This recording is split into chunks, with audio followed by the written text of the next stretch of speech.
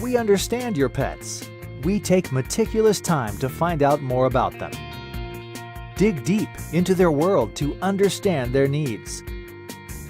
We do research for knowledge of each pet, so you can trust Clark's Pets to provide you the best products and service for your pets, because we work hard to understand all of their needs. Clark's Pet Emporium, your pet's second best friend. For 50 years, Clark's Pet Emporium has been your pet's favorite stop. I am Michael Azera, midfielder for New Mexico United. Clark's support for the United is an example of their commitment to local partnerships. Clark's understands that paying it forward develops a better team and ultimately better community partner. When you need pet food and supplies, Clark's is always the best shot. Locally owned and operated with 2 convenient locations. Go United! ClarksPets.com. We here at Clark's Pet Emporium welcome you to bring in your pets.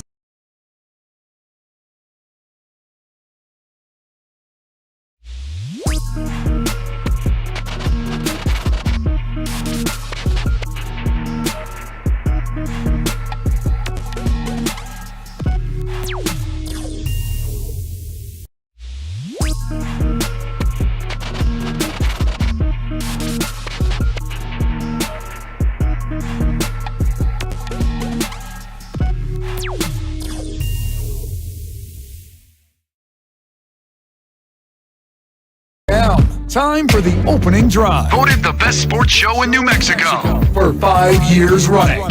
It's the OD and the AM with Jeff Symbieta and JJ Bond. And you wonder why you love it so much? I don't think you wonder why you love it so much. I think you realize why you love it so much, because you sat around with your mouth agape all weekend long and just went, oh, that happened. Oh, damn, that was good. Oh, did you see that? And it went all the way from Thursday through Monday. That's what football was. College football week 1 was entertainment, was astonishment, was statement, and was just flat out wonderful. Good morning to you. Merry Tuesday. A Tuesday that feels like a Monday, but you're coming off a crazy weekend that saw Dion and Shador and Travis Hunter back it all up. A weekend that saw a perennial power claiming that they were back get pushed back. A conference that will no longer be has not yet lost. Boy, do we got a lot to talk about. Opening drive. Jeff Symbieta, JJ Buck, DC. How you living? Oh, what it do? Yeah, what a weekend. My goodness. I put this in the red zone. My daughter asked this question yesterday. I don't know what's better, Dad. The long weekend or the short week? What's the answer? There's no wrong answer, right? What's better, the short weekend or the long weekend or the short week? Wow. Yeah, we're sitting there. Never thought about it that way. I hadn't either. And I didn't know what the answer. I still don't. I don't think there's a wrong answer, right? No, there's not. What's better, the long weekend or the short week? Yep. Short week is nice. Yeah, it is. So was the long weekend. The long weekend is very nice. Look, we got a lot of places to go. Aggies win, Lobos lose. And I don't want to get lost in the 52-10, although we will. But can we just hit with the biggest story and then we'll go everywhere. I walked in DC, said, "What about Colorado?" It's the biggest story in sports. He's the biggest name in college. He's the face of college football right now. Never mind Nick Saban and Dabo Swinney, and it's prime time. It's Coach Prime and what they did. And to go into Fort Worth and take on a team that was in the national championship. Look, I didn't either. All right. I'm not going to sit here and say I thought they would win. I was interested to see what they look like. I really was. I didn't know what to think. Here's my impressions of Colorado. My athletes are better than your athletes. And that's the biggest thing I took out of it. Are they well coached? Obviously they were. But my athletes are better than your athletes. And did he turn over 80-something players? Yeah, he did. And you know what? They were 1-11 last year. And I hear all the time, well, they got all these guys coming back. Yeah, but if the guys aren't very good, does it matter that they're coming back? The guy at Texas State turned over 53, and Texas State beat Baylor. Let me say that again. Texas State, not Texas, not Texas Tech. No, they lost. Texas State turned it over. So, JJ, you're on the portal. You've accepted it. You understand what it means and how you can turn things around so quickly. Bottom line is, he brought his Louis. He brought his luggage, and it's Louis. His kid can freaking play. His kid, Shedeur Sanders, threw for 510 yards and 4 touchdowns, a record passing yards in the history of Colorado football. He did it in his first game. 4 dudes over 100 yards receiving, a record. Bottom line, to me, everything I saw, my dudes are better than your dudes. No one wanted to believe him because it was his kid at quarterback. So they wanted to take shots at him all the time, saying, well, you're just letting your kid play quarterback. It's pretty good. There's a reason Travis Hunter was a 5-star recruit. Can we say Heisman, please? Because he's playing both ways. You get 100 yards receiving and an interception, playing over 100 snaps in the football game. And by the way, the A interception, Division I football game. the interception might be the best one we see all year. One was of a them. fantastic play. Yep. The jump on the ball, the diving catch. that he Situation, made though. Situation, too. in the red zone. Yep. Deion Sanders told you, and no one wanted to listen. Yeah. And a lot of it, too, is he was saying the quiet part out loud. And what was upsetting a lot of old heads in the media, a lot of other coaches, is they were doing a lot of this stuff quietly, telling players to leave, the transfer portal, the recruiting over other people. Like, they're kind of doing that behind closed doors. Deion's just telling you what the actual business side of college athletics is. And no one wanted to hear that. And everyone was getting upset. Scholarships are year to year, man. And coaches aren't hiding that now because of the transfer portal. But Deion said, hey, I got a 1-11 football team. My job is to get you guys to win. We're bringing in more players than ever because we can. And we need to. And they had to. But when you say the quiet part out loud, it's going to ruffle some feathers. And he absolutely did. And there's a reason that he was talking about receipts. There's still a reason that people are poking that bear because they don't like what he's doing. But to me, when Deion Sanders was hired, it was such a missed opportunity from every other school. Deion Sanders is perfect for the way college football runs right now. Because one thing with Deion Sanders is if you get past the noise and you see some of the other videos, you listen to him talk, he holds his players accountable. He is still a coach that has standards. It's not just all prime time and, hey, we're all rolling bins and doing whatever we want. He knows how to relate to the players, but he also sets a standard because you can't just go out there with a bunch of athletes and think, hey, we're going to be good. You have to get them to be good. And even in a wild shootout, he got that in week 1. And this is a TCU team that the way the game played out was, I wasn't thinking it was going to be 45-42, but their quarterback, their starting running back, their starting wide receiver from that team in the NFL. That's right.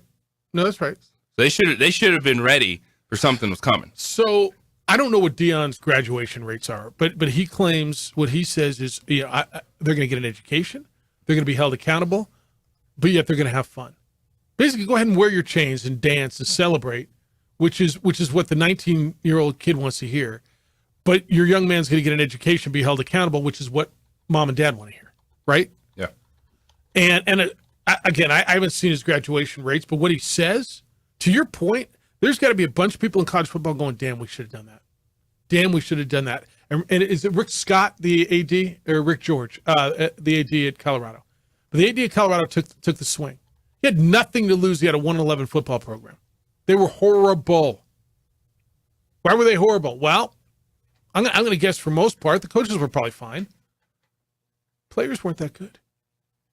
Players make plays, boys and girls. Players make plays. And it's a 1-game sample. All right, let's see what happens against Nebraska and against Oregon and against SC. Because all those are coming up here in the next month. Right? And he's going to see really good teams, and everybody's going to be ready for him. Right? Let's see what happens. It's a 1-game sample. The biggest 1-game sample we've had. Biggest. I was so excited to watch this game. I had to watch on my damn computer because, well, it was on CBS, and I don't get CBS and Fox still. I listened to it on the Sports Animal. Did you? That's what I should have done. I tell you what, Pearl Street is still rocking right now. I'll bet it is. I was in Denver, and we had a serious conversation about going to Boulder instead of going to Fish, which isn't a conversation we have often, but that's... Well, I've never had that conversation before. No, yeah, Denver was hopping. I'll bet it was. It was live, man. Yeah, I'll bet it was. That team, it's got that whole region really a full 180. Gus Johnson's still screaming on Which Fox. that tells you so much, because what starts this week? The The NFL. NFL. Yeah. And even in Denver, even with the frustration and not sure, but you got Sean Payton, Broncos country, let's ride. It's prime time. And Deion Sanders. That is the story of football right now. There's no argument. There's no two ways. We're going to get into what it means. Is it sustainable? Is it real? I mean, it's all right there. And Prime just stood there and said, "Now what? We ain't coming. We're here. We ain't coming. We're here." Lobos lose on the road. 52-10 was the number. We're going to talk to Danny Gonzalez coming up at 8:00. They get Tennessee Tech at home this week, then the Aggies next week. Aggies were winners at home this week. They beat Western Illinois 58-21 in about 6 minutes. We're going to talk with Jerry Kill, their head coach. They put up 640 yards of offense. They rolled and got well. Now into league play for the first time in a long time. We've been able to say that for the Aggies. So that's your guest list. It's Jerry Kill coming up here in about 6 minutes. Danny Gonzalez, Lobo coach, coming up at 8:00 this morning. NFL is getting ready to go in 2 days. You get the National Football League. You get the Lions and Chiefs. We've got a ton to do there. Before we go to break, maybe they should keep the Pac-12 together. They look like they're pretty good. They're 13-0. They're the only undefeated league. They look terrific. I mean, everywhere, go up and down. Tell me a team that didn't look good. Washington State looked good at Colorado State. Oregon State looked good at San Jose State. SC rolled Nevada. UCLA was an interesting one with Coastal. I don't know if any of you guys watched that, but that was a really interesting game. Let's see what happens when they start playing people. They're pretty good. And 2 big conference wins for the Mountain West out of league. Fresno State goes on the road and beat back Purdue 39-35. I remember when Jerry Palm, that's his alma mater, was with us from CBS Sports on Thursday. I told him, watch out. And I said, Toledo's going to beat Illinois. Toledo missed a 2-point conversion, went up by 1 with 1:07 to go and lost on a last-second field goal by 2. I thought I had that one done. And how about Wyoming? Did you see the Wyoming? The atmosphere, the Laramie. game? Cowboys beat Texas Laramie, Tech. man. Huh? Freaking Laramie. I love freaking Laramie. How do they do it? It's freaking Makes Laramie. no sense. It kind of does. It's actually beautiful. All right, when we come back, the Aggies were winners, put up a lot of points, a lot of offense. Now it turns to league play and 3 in a row on the road after beating Western Illinois 58-21 over the weekend. It's into conference play, something you haven't been able to say for New Mexico State for quite some time. Jerry Kill is their head football coach. What do they have to do to turn this thing around and get some road wins in a place where last year they went in and thumped Liberty? Jerry Kill next. Excited to talk to him on the opening drive on 95.9 FM and AM 610, The Sports Animal. Your home for Monday night, Thursday night, and Sunday night football.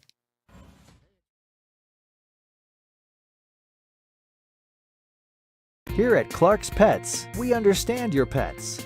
We take meticulous time to find out more about them.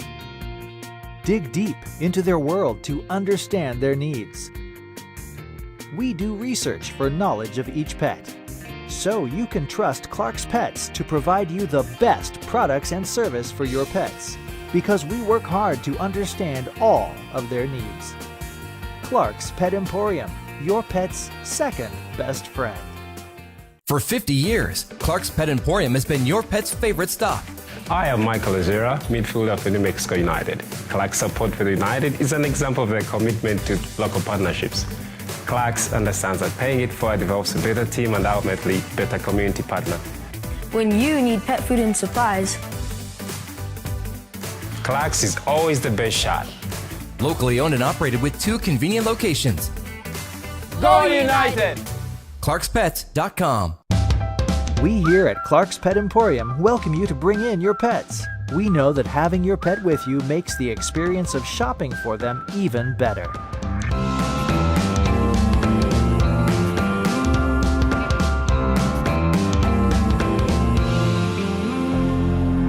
And we welcome you to bring your kids also.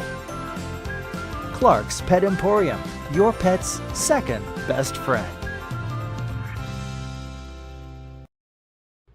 We would like to thank the following sponsors for making this broadcast possible.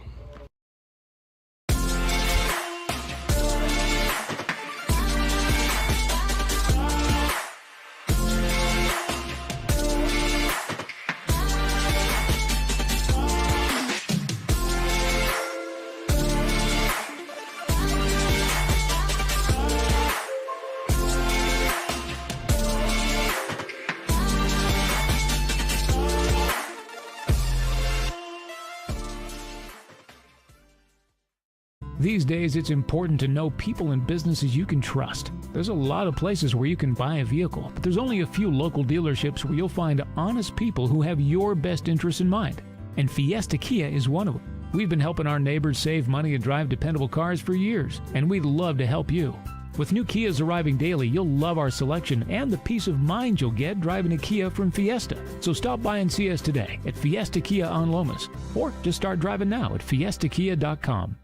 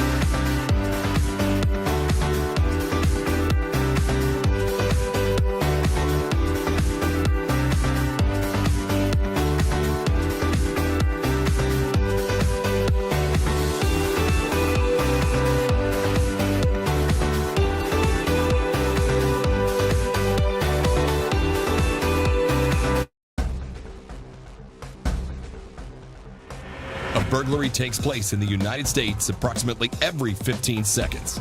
International Protective Service is your answer for commercial and residential security in all of Albuquerque.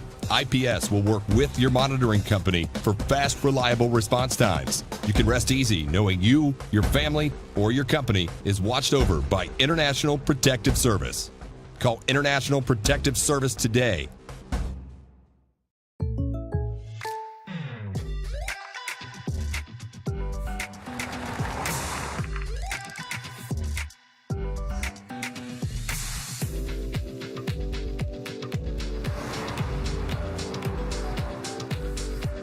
For your surprisingly great rates, contact your local State Farm agent today.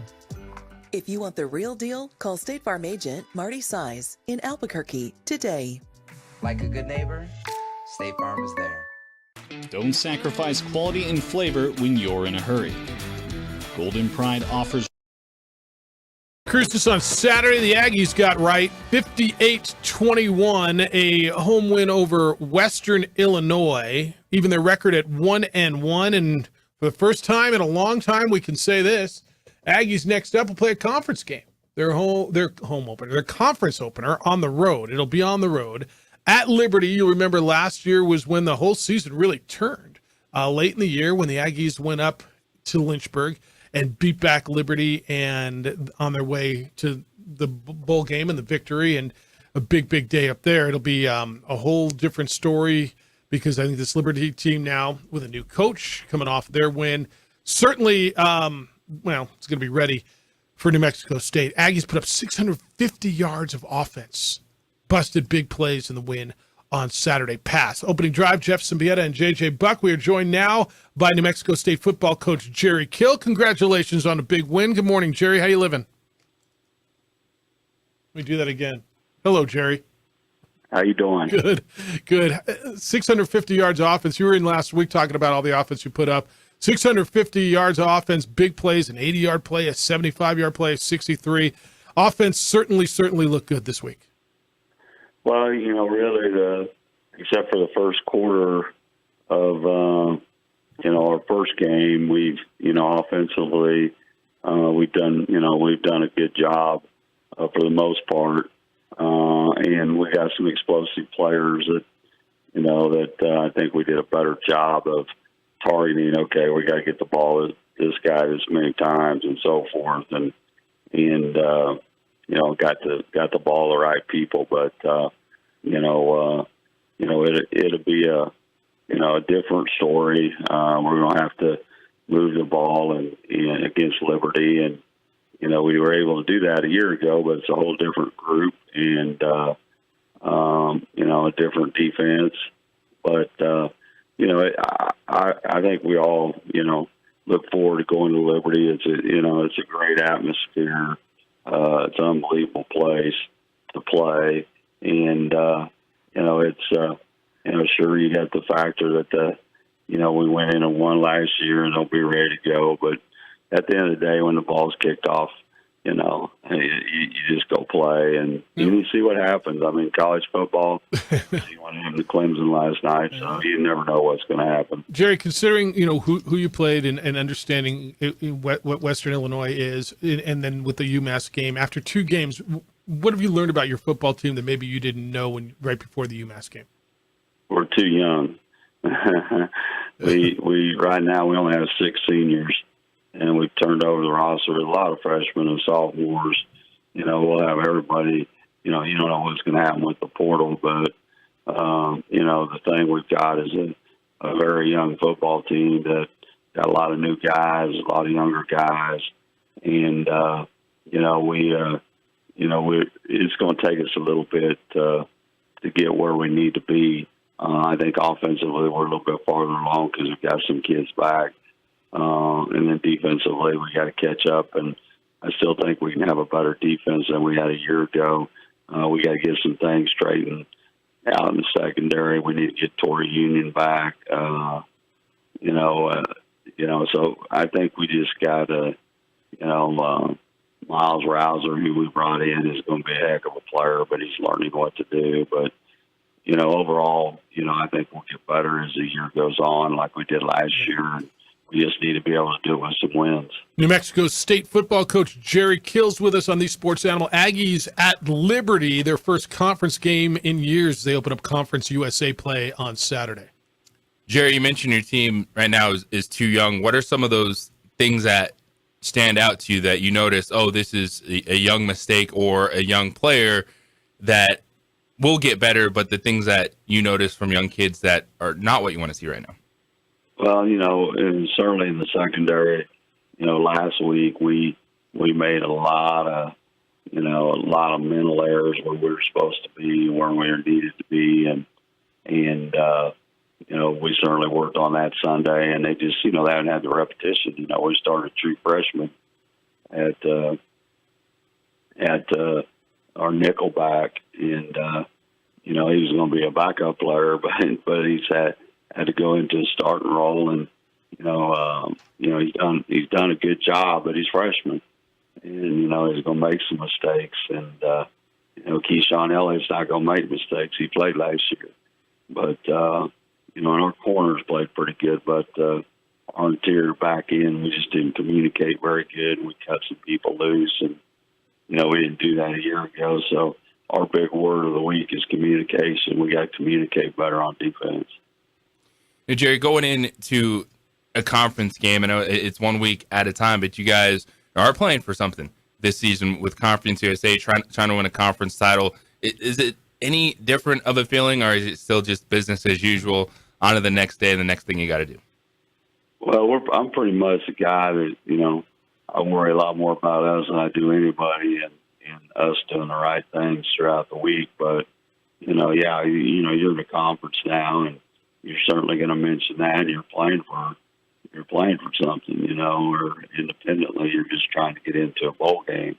And that's hard to do too. So I think that we've talked about it enough early. I think our kids know what's going on.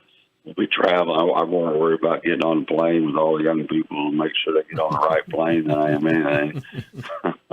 But, yeah, I think that conference play, I think our conference is just seeing what I've seen, tape of games and so forth, and seeing people. I think we're very close, a lot of us being the same.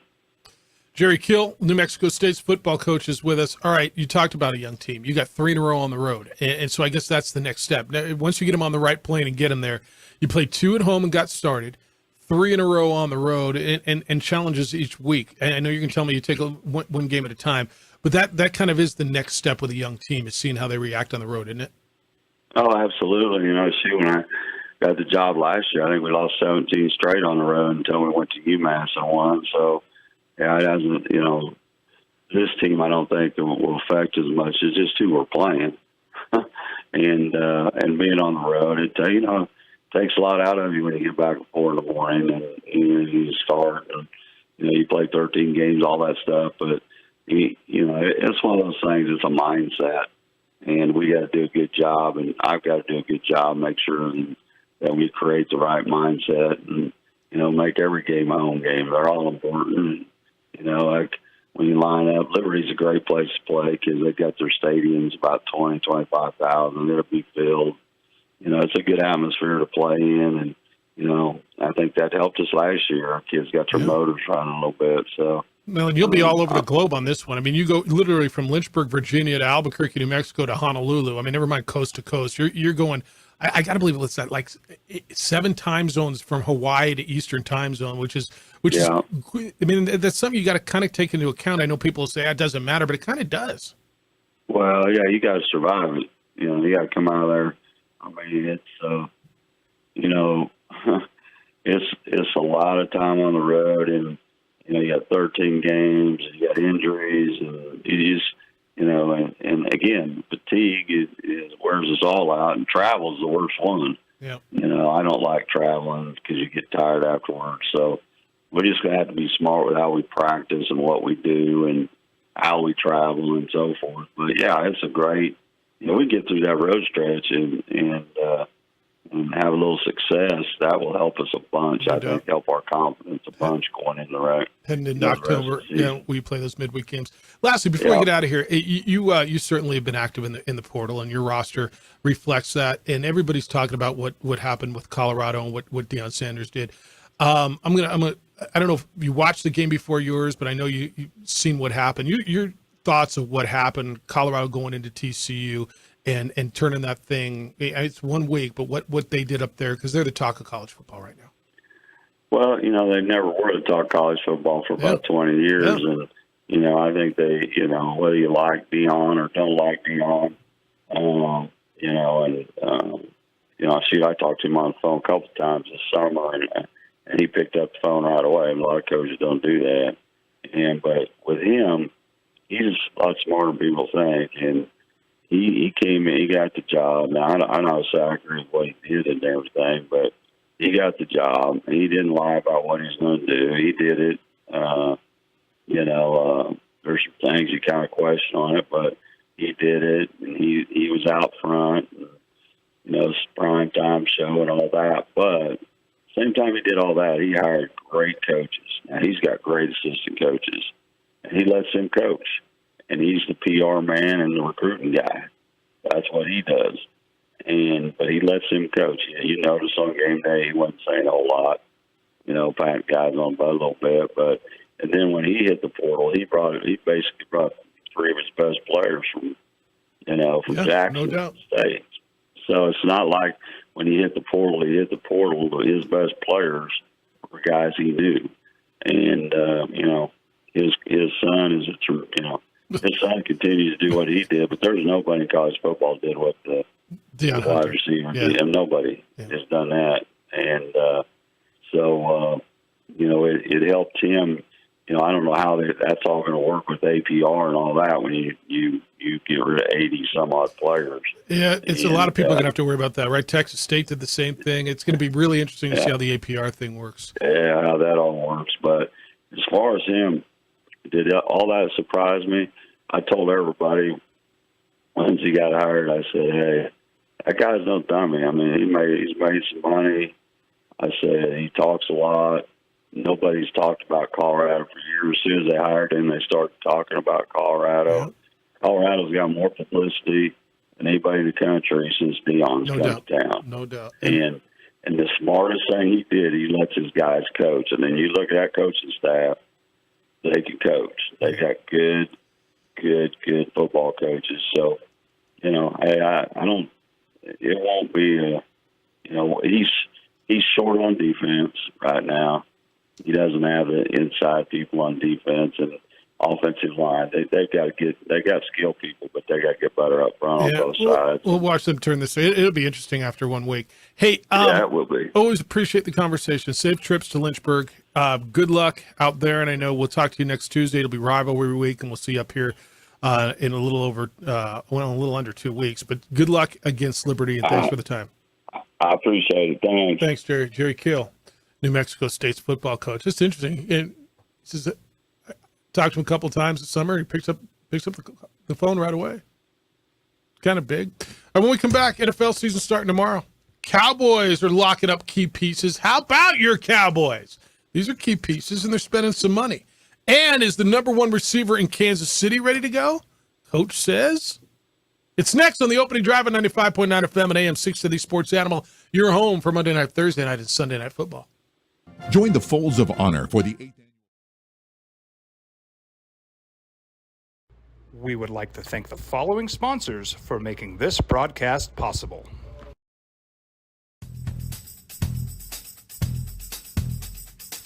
International Protective Services is a proud supporter of ProView Sports and New Mexico Youth Athletics.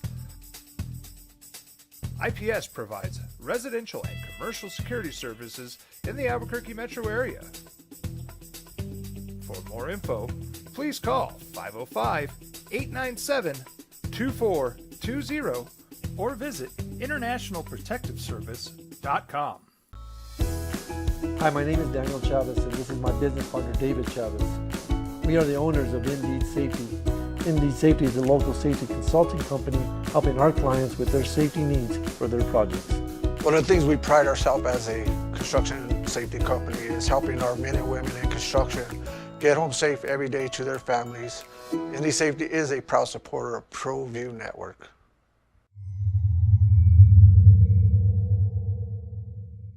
Don't sacrifice quality and flavor when you're in a hurry. Golden Pride offers ribs, fried chicken, red and green chili breakfast burritos, and frontier sweet rolls. 4 great locations, or visit us online at goldenprideabq.com. Golden Pride Barbecue Chicken and Ribs are proud supporters of ProView Sports.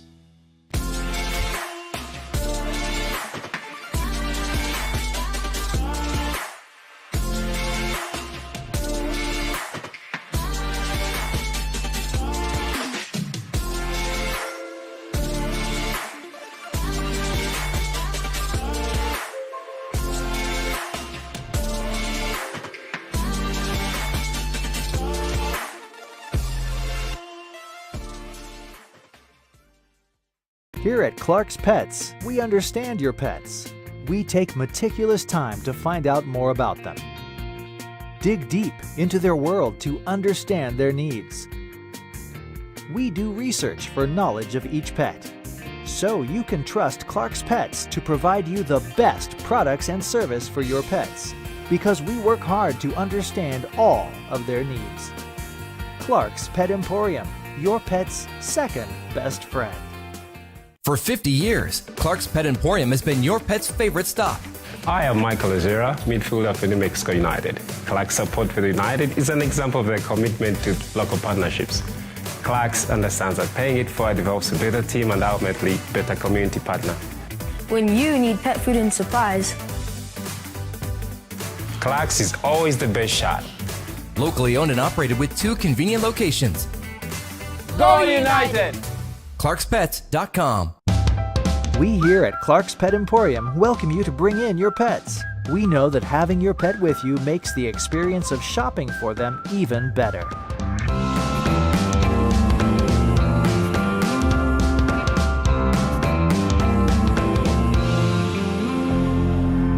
And we welcome you to bring your kids also. Clark's Pet Emporium, your pet's second best friend.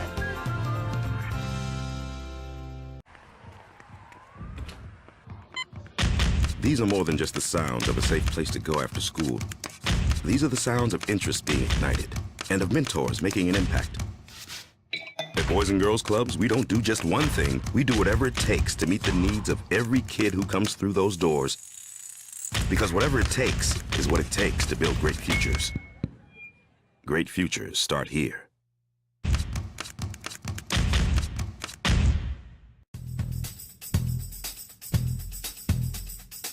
International Protective Services is a proud supporter of ProView Sports and New Mexico Youth Athletics. IPS provides residential and commercial security services in the Albuquerque metro area. For more info, please call 505-897-2420 or visit internationalprotectiveservice.com.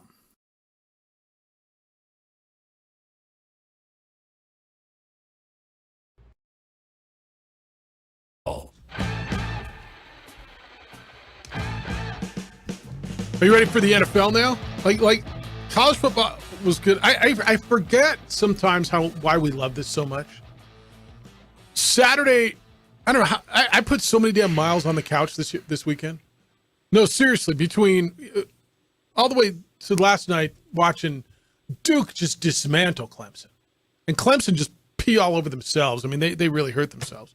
But everything in between, the LSU Florida State game was fascinating. Wyoming's win was fascinating. Fresno State was fascinating. Watch the Lobo game. Watch the Aggies. All of it. And now you're going to throw in the NFL. It's something else. It's the opening drive. Jeff Symbieta, JJ Buck at DC. You're welcome to get in today at 505-246-0610. That's The Sports Animals phone line, The Sports Animal text line, and, of course, emails Jeff at sportsanimалabq.com, JJ at sportsanimалabq.com. Tweet or X at JJ. It's _JJ Buck. Now on the Facebook, the OD and the AM, you can watch the show Adrian's producing there on ProView Networks, Comcast Channel 26, and on our Facebook page. All right, so Cowboys lock up more pieces. They signed right tackle Terrence Steele to a 5-year extension, $86.8 million, $50 million guaranteed. That was on Sunday. They also want to sign CeeDee Lamb to an extension, which is fine, and I think probably the right thing to do. Dak is signed through 2024 next year. And Micah Parsons is eligible for an extension for the first time after this season. Trey Lance is there. I think the writing's on the wall, man. And I heard your guy on the way in, Brandon Cristal from up in Denver. He was on with the DA show. He thinks McCarthy's going to get fired. And the more I think about it, the fact that they didn't tell him Trey Lance was coming in, the fact that they better win. He's on the hot seat big. And I think both quarterback and coach are on the hot seat big. I agree with that because this is a Cowboys team that feels they have the necessary pieces in place to compete right now. Dak Prescott should be top 4 or 5 quarterback in the NFC. You with what you put in place, with you look at the rest of that conference, like there should be zero excuses this year with the Dallas Cowboys. I think that's right.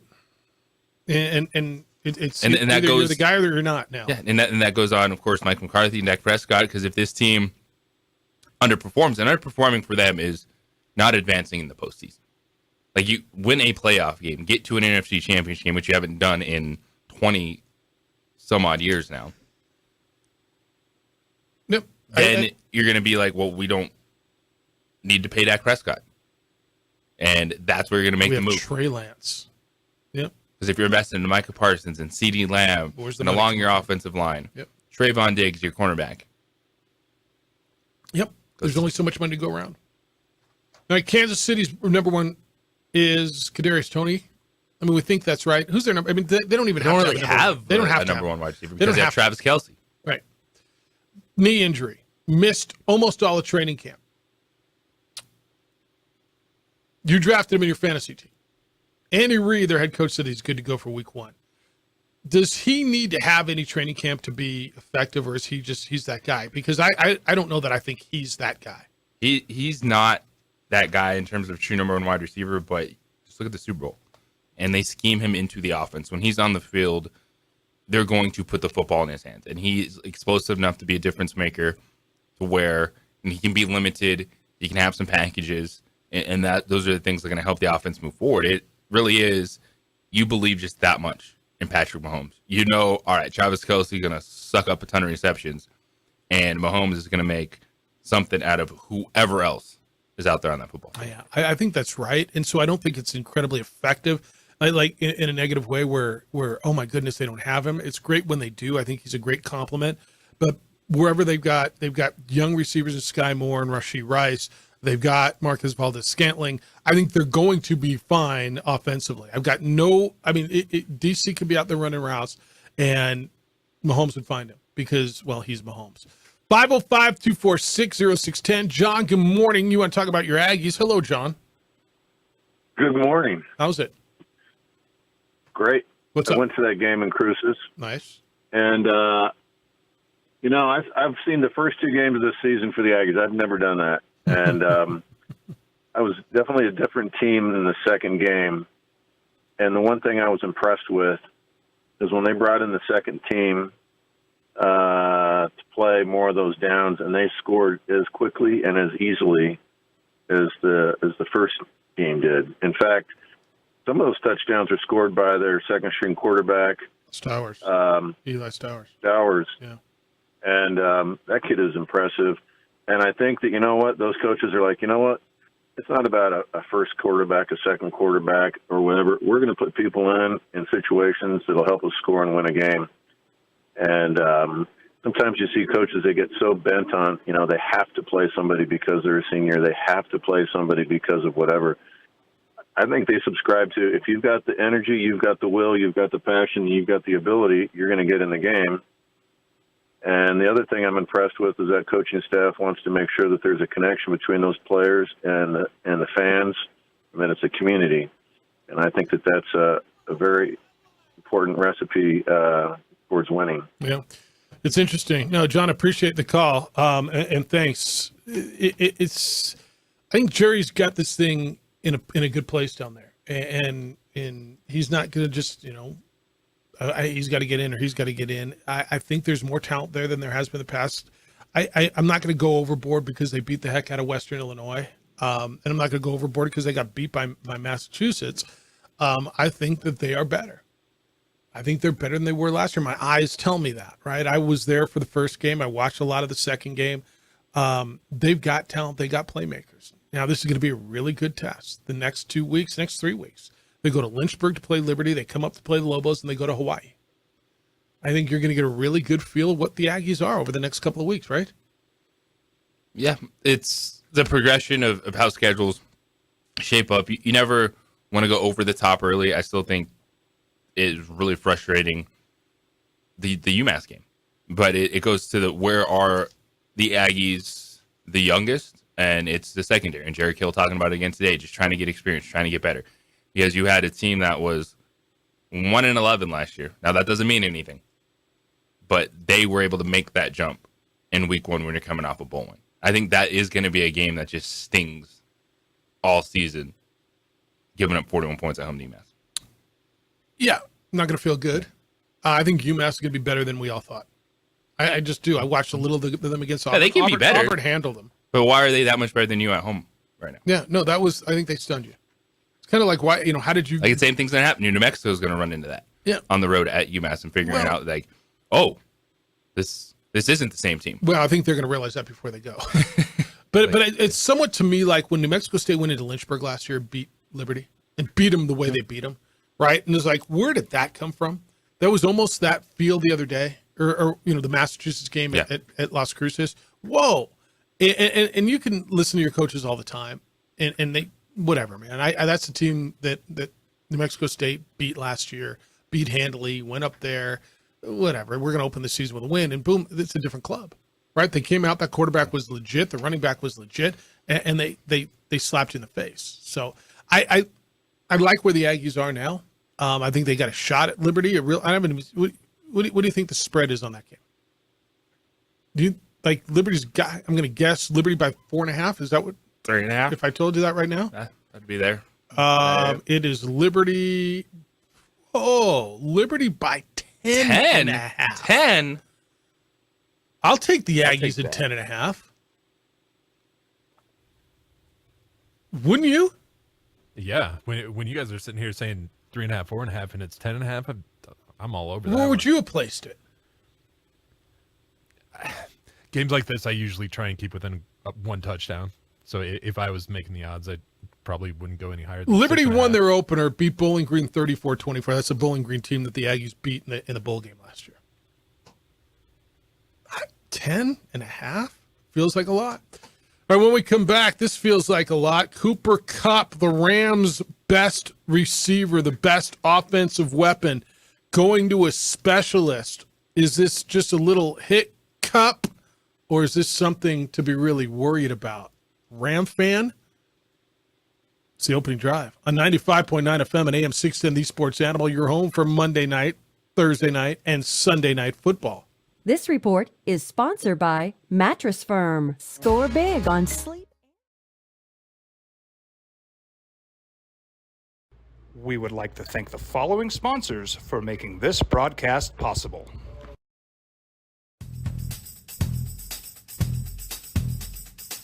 International Protective Services is a proud supporter of ProView Sports and New Mexico Youth Athletics. IPS provides residential and commercial security services in the Albuquerque metro area. For more info, please call 505-897-2420 or visit internationalprotectiveservice.com.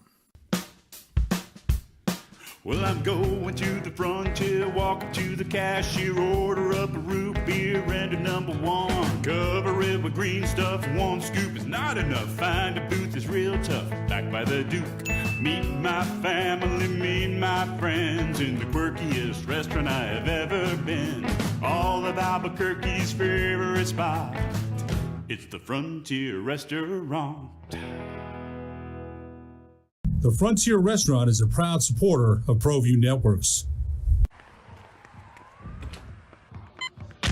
These are more than just the sounds of a safe place to go after school. These are the sounds of interest being ignited and of mentors making an impact. At Boys and Girls Clubs, we don't do just one thing. We do whatever it takes to meet the needs of every kid who comes through those doors. Because whatever it takes is what it takes to build great futures. Great futures start here. Don't sacrifice quality and flavor when you're in a hurry. Golden Pride offers ribs, fried chicken, red and green chili breakfast burritos, and Frontier sweet rolls. 4 great locations, or visit us online at goldenprideabq.com. Golden Pride Barbecue Chicken and Ribs are proud supporters of ProView Sports.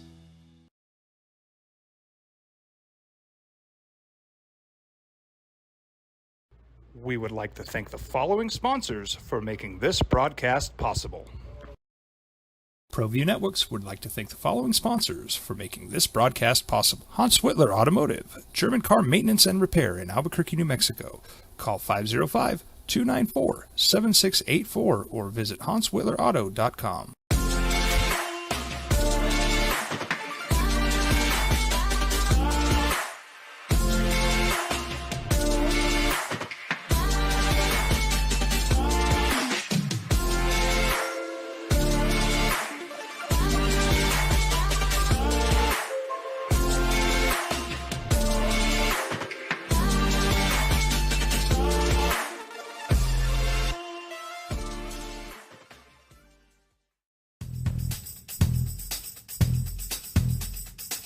International Protective Services is a proud supporter of ProView Sports and New Mexico Youth Athletics. IPS provides residential and commercial security services in the Albuquerque metro area. For more info, please call 505-897-2420 or visit internationalprotectiveservice.com.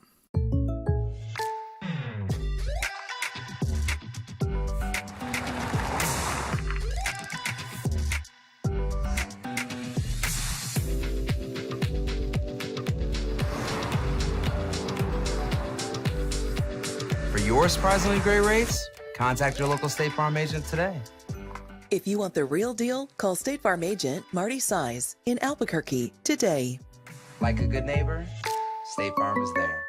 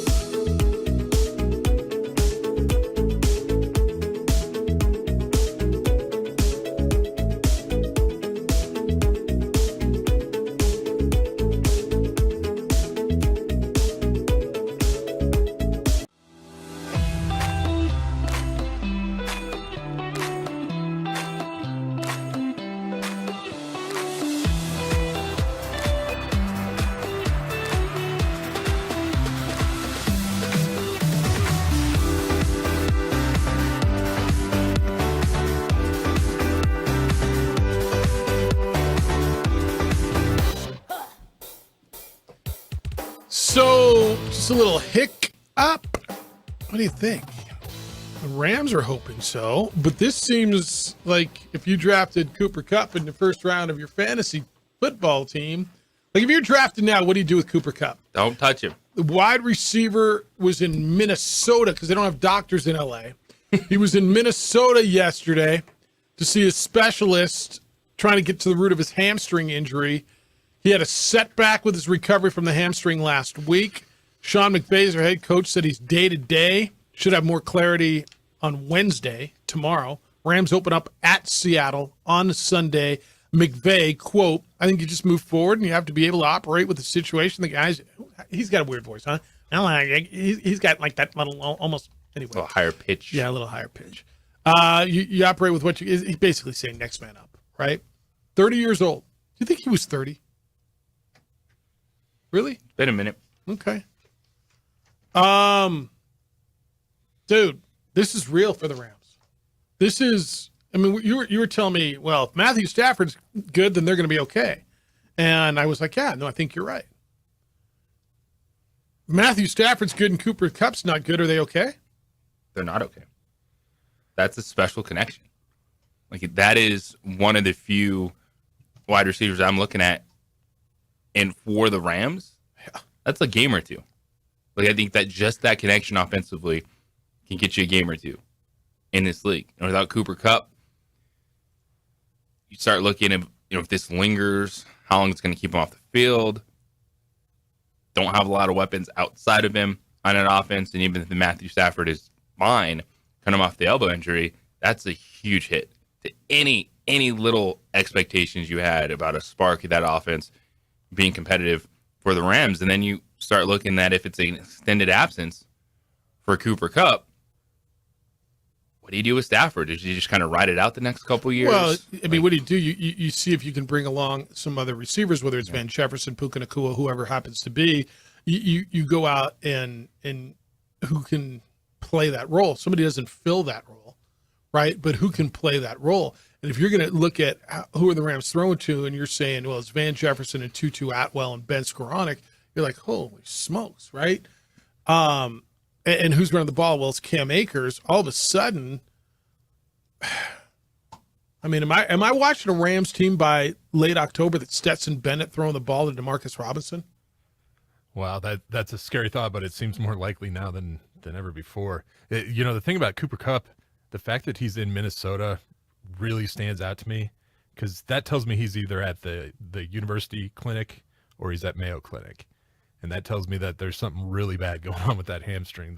Well, if it's lingering like this, they're trying to figure it out, right? Exactly. So, like you said, why don't you go to a place in California? Because you're going to the Mayo Clinic. Well, they got pretty good doctors in LA, from what I understand. Yeah, that's what I've heard. So why would you leave? Because it's something real bad.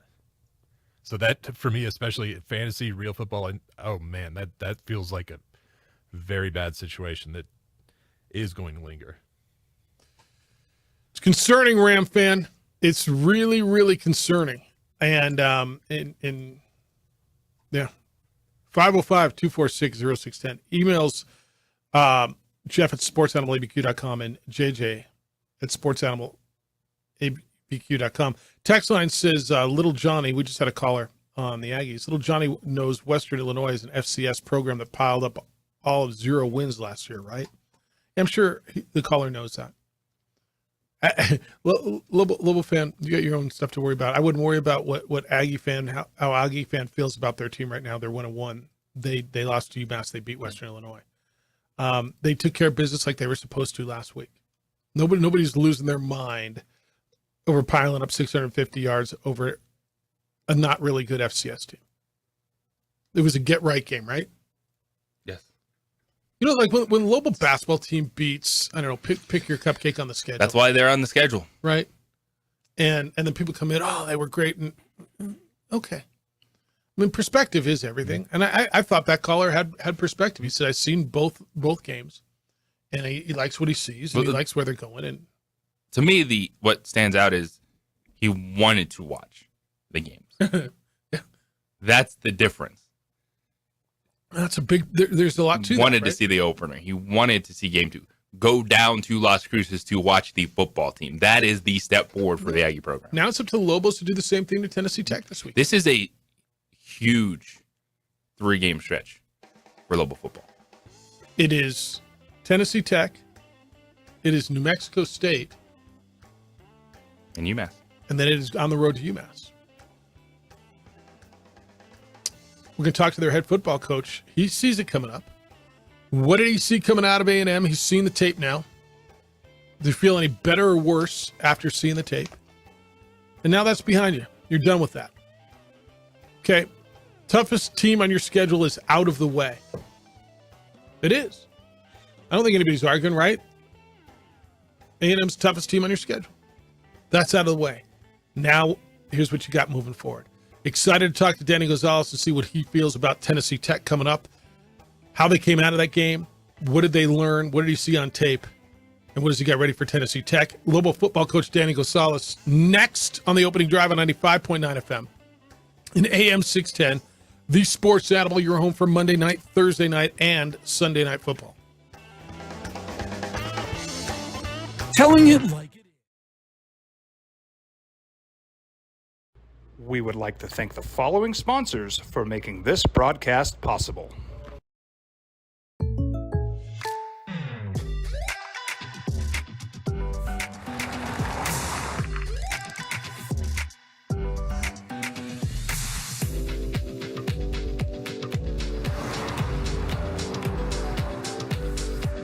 For your surprisingly great rates, contact your local State Farm agent today. If you want the real deal, call State Farm agent Marty Size in Albuquerque today. Like a good neighbor, State Farm is there. Hi, my name is Daniel Chavez, and this is my business partner, David Chavez. We are the owners of Indeed Safety. Indeed Safety is a local safety consulting company helping our clients with their safety needs for their projects. One of the things we pride ourselves as a construction safety company is helping our men and women in construction get home safe every day to their families. Indeed Safety is a proud supporter of ProView Network.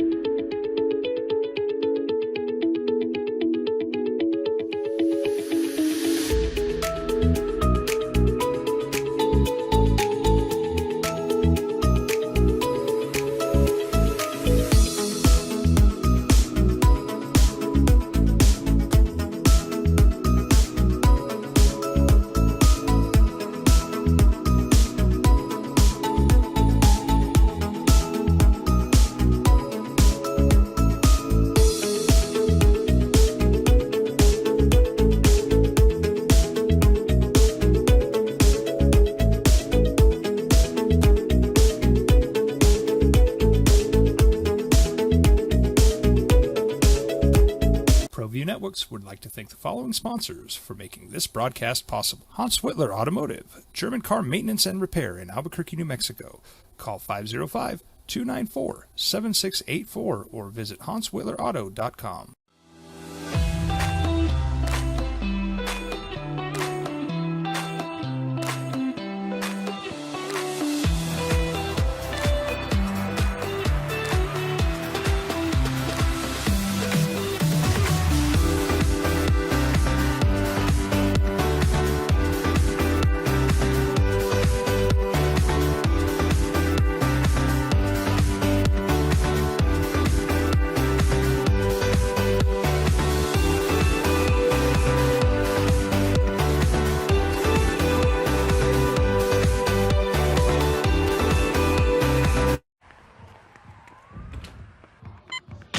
These are more than just the sounds of a safe place to go after school.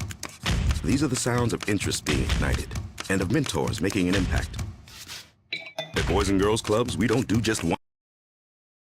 Now, voted the best sports show in New Mexico for 5 years running. It's the OD in the AM with 3-time New Mexico Sportscaster of the Year, Jeff Symbieta and JJ Buck.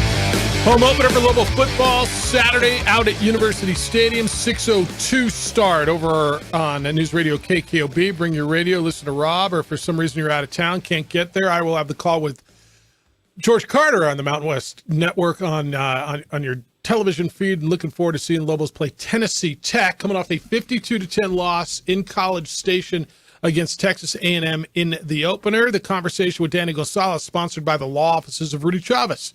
Where do you turn when you need legal help? Rudy's experienced and really cares. Call Rudy at 505-242-5500 today and make your legal problems go away. The head football coach at the University of New Mexico is Danny Gonzalez. He joins us this morning on the opening drive on the Sports Animal. Hello, Danny. How you living? Good. How are you guys living? We're getting ready for the next one. I appreciate you having me on this morning. No, appreciate you spending some time. Are you looked at the tape? You feel better or worse about what happened down there? Well, I mean, early on we had opportunities to make it a competitive game and didn't make plays. I mean, I thought our offense came out and got off to a great start. I mean, we went 10 plays and drove down the field, got in their half of the field, going in to have an opportunity to score. And then we got beat on a couple of perimeter blocks on a jet screen that we threw to Hicks, and it got us behind the chains, and they were able to get a stop, and we punted it. And then I think you can't replace experience without getting experience. And our two Wolf safeties, I thought the moment was a little bit big early. I mean, Noah had a couple holding penalties and a face mask. Then that we got beat in coverage. It wasn't that they got out athleted. I mean, the first touchdown that Christian got, guy made a nice catch, and the second one that Noah got run by, I mean, he caught up to the guy, so he didn't get outrun. It was just bad technique. And then our offense did a nice job and drove back down to make it 14-7. I thought the biggest play in the game, from it being a competitive game, was a 3rd and 9. Where we were one step away from hitting the quarterback. He made a great throw and a great catch on the sideline, and that extended a drive. If we can get off the field on 3rd and 9 at 14-7 with some momentum, it might have been a completely different game. But those are the plays that you got to make to win games, especially when you have an opponent like Texas A&M. Yeah, technique, whatever. JJ's concern going in. JJ and I talked a lot about this, and I still feel that the defense is going to be, I think, good, because I've watched this defense over the last 2+ decades be really good. For me, it was the improvement of the offense. On the defensive side and the secondary, how do you get better? If it's just technique, if you feel you didn't get necessarily out-athleted, do you work on technique? Is it coaching them up? Is it talent? Because obviously that's where the glaring deficiency was this weekend. Yeah, it's coaching as much as getting the right technique and stuff. I mean, we had a couple of coverages where we're sending a certain amount of people, and the guys should know, the secondary guys will know, okay, they could have a little bit more time to throw, as opposed to when we blitzed and being able to catch routes, and we stuttered our feet and tried to catch them and missed, and then had to turn and catch up, and those guys are way too good athletes to be able to do that. So we got to get those guys right in practice. I mean, I thought up front we did a phenomenal job with the run game. I mean, they had a hard time running the football, and they're going to have to run the football in that league to be successful. They popped 2 runs, the quarterback scrambles, where we got held and didn't get off blocks. You can't let them hold you. And we make plays in the secondary. I mean, it's going to be a completely different opportunity. So we'll continue to get better. I think you make your most improvement between game 1 and game 2, and we'll go out there Saturday with that opportunity. Danny Gonzalez, Lobo head football coach, with us on the Sports Animal. And Danny, you talk about getting that experience, and it's what you have to do as a player. How much do you see an improvement for a player on game film when they go out there and they have to execute against someone else? Then you're able to come back and start working on things versus all summer going against your team. Now that they have something to go against, how much of an improvement can a player make? Oh, you can get a lot of teaching off of tape when you're going against somebody else. I mean, you get kind of used to how guys run routes when you go against them every day. I think we've got some really good receivers that help us get better. But if you see the same guy over and over, you do learn some habits and learn some techniques to cover. We get a little bit greedy in coverage for a guy that thinks he's really, really fast. And all of a sudden you're going up against a guy who's as fast or faster. All of a sudden your technique better be on par. So those guys, I mean, the game experience alone, they got better in coverage as we went along on some of those things. So they'll continue to get better. We'll make an emphasis this week in practice of doing the little things and getting better for the opportunity to be successful during the game. I mean, I'm excited I think we have enough talent in the secondary. It's about getting them right. Hey, Danny, when you look at Dylan Hopkins, what stands out is where he places that football. And it's been a while since there's been dudes that can make contested catches. And I thought Jeremiah Hickson, the wide receiver, was making some tough catches, had a big fourth down conversion. First off, his health moving forward, but what you saw early from that offense in terms of guys catching the football, but where Dylan was putting the football. Well, I mean, I thought Dylan did a fantastic job, and I thought our offensive line did a really good job. I mean, Dylan, they had 2 sacks. We never got run over up front. He only got touched 6 times, period, and a couple of those raw scrambles. So I thought they did a really good job, and I thought Dylan put the ball exactly where it had to be. There was a couple competitive catches that we need to come down with. I mean, we can throw the back shoulder to DJ Washington. A lot of people are going to have a hard time covering that because he's big and he's got strong hands. I thought the precise throws, especially early, the 3rd and shorts, and then that 4th and 2 conversion to Hicks. I mean, those balls were right on the money. He had 2 drops. I thought Andrew and Luke both had opportunities to make catches that they'll continue as we go along in the season. Those are catches that are expected to be made. And then I thought we have a stable of running backs. I think Ja'Cory Merritt showed how explosive he can be. We only gave him 11 carries in the second half. He didn't carry the ball very much intentionally. So we'll get going. I think Dylan has a chance to be really dang good, though, and he proved that on Saturday. Global football coach Danny Gonzalez with us on The Sports Animal. Danny, special teams. Christian took the ball out of the end zone a number of times. Was that, Coach, is that what you wanted him to do? Was that him doing it on his own? I know common wisdom would be, hey, take it, especially against athletes like that. Let's get it at the 25. But he took it out of the end zone on kickoffs pretty regularly. Well, I think there's always lessons to be learned. I thought that was the biggest separation in the football game was their special teams. I thought they did a better job of blocking us, and we had a hard time covering some of their stuff. I thought the punt return when we were down 21-7 after the 3-and-out, the 44-yard punt return was a big play in the game. And then Christian's got to be smarter than that. I mean, there was a lot of preseason hype, and I think he was in the mindset of that you want him to have, that they can't tackle me, I'm going to take everyone to the house, but you can't block them when it's 9 yards deep and they have that much of a head start run on the guys blocking. So there were some bad decisions there that will get corrected this week. I mean, obviously Christian has shown what kind of explosiveness he has, but you got to do it within the scheme, and sometimes guys get overzealous and try to do that, and that's what he did. Yeah, the 9-yard deep one was better. The 9-yard deep one was the one that would really scratch your head. Hey, so you come out of a game like that, and it's game one, and you come out of camp, you want to hit someone else, and that happens. Where's your team above the shoulders right now? I get it; it's just one game, but now you've got to convince them. All right, that you said to us last week, whatever happens this week will not define our season. How do you get in their heads now and make sure that they understand that doesn't define your season? You got a big 3-game stretch coming up right now. We do have a big 3-game stretch, and it starts with Tennessee Tech on Saturday.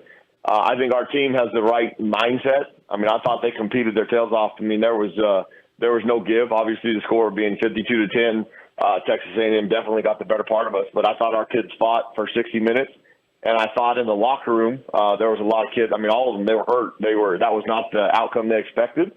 So that's movement forward. I mean, there's no moral victories. So they'll show up today to practice. Their energy was good on Sunday. They came with the right attitude to learn from what happened on Saturday and to move forward to have the opportunity to win on this Saturday against Tennessee Tech. So I'm not worried about our frame of mind at all. I mean, I like the makeup of this football team and where they're at. So we'll see after practice today, I'll have a better feeling before the press conference on how that went and how their energy was, and then we'll keep moving forward. Hey, Danny, you mentioned the special teams play in terms of the return game, but the other facets of it, how do you feel you are punt coverage, field goal team right now? I thought our punt was, I thought Aaron was good on some. The rugby punt where they got the big return wasn't a very good kick, and the coverage wasn't very good. But I think our punt team has made a lot of strides in the coverage aspect of it, which is positive. Deuce Jones, there was nobody on that field that could run with Deuce Jones on Saturday night, which is a great positive. So all he's done is invited himself to be double teamed every week. About the kickoff team, we had some guys on there that was their first start. The second and third kickoff, I thought they did a really nice job. The first one, A&M they blocked a couple guys that didn't get off blocks and returned a little bit. So we'll get some improvement on that team right there also. But I thought they were the depth of what they had on special teams was the most glaring part to me. I thought they did a really good job. Now they have some good returners. And when you have a good returner back there like we do with Luke on punt returns and Christian on kickoff returns, those guys are apt to try a little bit harder. And those two units, you just need to give people an inch and they can make things happen. And I think that was part of Christian's deal with fumbling that one, trying to look ahead and see what's up there, and then trying to come out from 109 yards deep. You got to have that confidence, but you got to be smart at the same time for your football team. All right, look ahead. What is Tennessee Tech? Tennessee Tech came off of a loss to Furman. They played on Thursday night, the Thursday before we play Texas A&M. Yeah. They'll do a lot of different things on offense. There'll be motions. They try and go as fast as they can possibly go. On defense, they play really, really hard up front, so they're going to try and give our offense a hard time with the running game, and we'll see if we can expose them with their receivers. And then special teams, I think they play really, really hard. So it's exciting to have a team that comes in here with the right attitude, and we have an opportunity on Saturday to get things started. Like you said, we got a big 3-game stretch before we get into conference play between Tennessee Tech, New Mexico State, and UMass, but Tennessee Tech is next on the schedule and the only one we're worried about right now. And lastly, hey, I just want your thoughts, and I don't know if you got to watch it. I know you've heard about it. It's the talk of college football. You utilize the portal. Every coach utilizes the portal, and what Deion's done. Just your thoughts of what happened up at Colorado. It's one game, but they went out and beat TCU the way they did in all the noise around Colorado and Deion. Just your thoughts of the way that went down. I mean, obviously, Deion's done a really good job. I think Deion, going back to his days as a player, I mean, he's one of those that's in the class of Michael Jordan and Kobe Bryant. I mean, those guys are the elite guys. And it's funny that the people that I've been around, I mean, obviously Herm Edwards and those people who are very close to Deion Sanders, talk about when Deion was a player, how hard he worked every day in practice. To be an elite player, there's no – you've never heard Kobe Bryant or those guys say, yeah, I practiced too hard this week, I practiced too long. And Deion was in that frame of mind when he was a player, and obviously has instilled that on his football team. They came out, they had a lot of confidence and played with great belief and made plays against TCU, enough plays to win. I didn't get a chance to watch the entirety of it. I watched a little bit early. They played really well. I mean, Travis Hunter, who came with him from Jackson State, and his son, those two obviously are great players out of the portal, and he had a chance to be around them, so that helps your ball club. And you get a little confidence early. I mean, when you have that kind of talent, I mean, obviously turn over 81 players, they did something right. So, I mean, he's a good football coach, and it'll be interesting now. They go against Nebraska this week, a little bit different challenge. Nebraska's really good on defense. They had a little bit of trouble scoring against Minnesota last week, so they'll have their hands full, but he's doing a good job so far. Appreciate the time as always. We'll see you this week. Looking forward to Saturday, the home opener, 6:02 kickoff out at University Stadium. Big party planned out there. Get out there early and enjoy the day. Weather will be nice. Always appreciate the conversation, Danny. Thanks. Appreciate you guys. We hope to have the University Stadium filled up on Saturday. Look forward to you calling the game. Thanks, guys, for having us on. Go Lobos. See you, Danny. Danny Gonzalez. The conversation has been brought to you by Law Offices of Rudy Chavez. Personal and experienced care for your legal issues. Call Rudy at 505-242-5500 today. Make your legal problems go away. A lot in there. Lobo fan, you're welcome to respond at 505-246-0610. Two of my biggest questions, and he talked about it, and I want to get into what he said. One was the defensive back, the secondary. And one thing he said, we weren't out-athleted. and the second was the special teams and taking the ball out of the end zone on the kickoffs. We can talk about that when we get back because it's got to get better. They've got an opportunity to get better this week. It's the opening drive on 95.9 FM and AM 670 Sports Animal. You're home for Monday night, Thursday night, and Sunday night football. This report is sponsored by GeneratorFranchise.com. Millions protect their homes. We would like to thank the following sponsors for making this broadcast possible. ProView Networks would like to thank the following sponsors for making this broadcast possible. Hans Whitler Automotive, German car maintenance and repair in Albuquerque, New Mexico. Call 505-294-7684 or visit HansWhitlerAuto.com.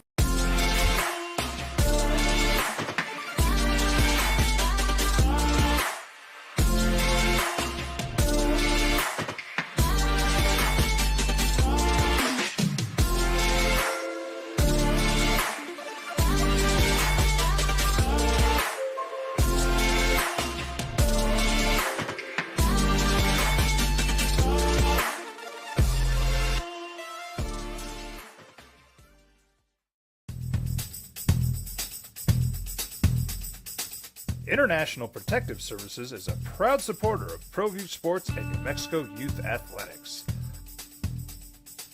IPS provides residential and commercial security services in the Albuquerque metro area. For more info, please call 505-897-2420 or visit internationalprotectiveservice.com.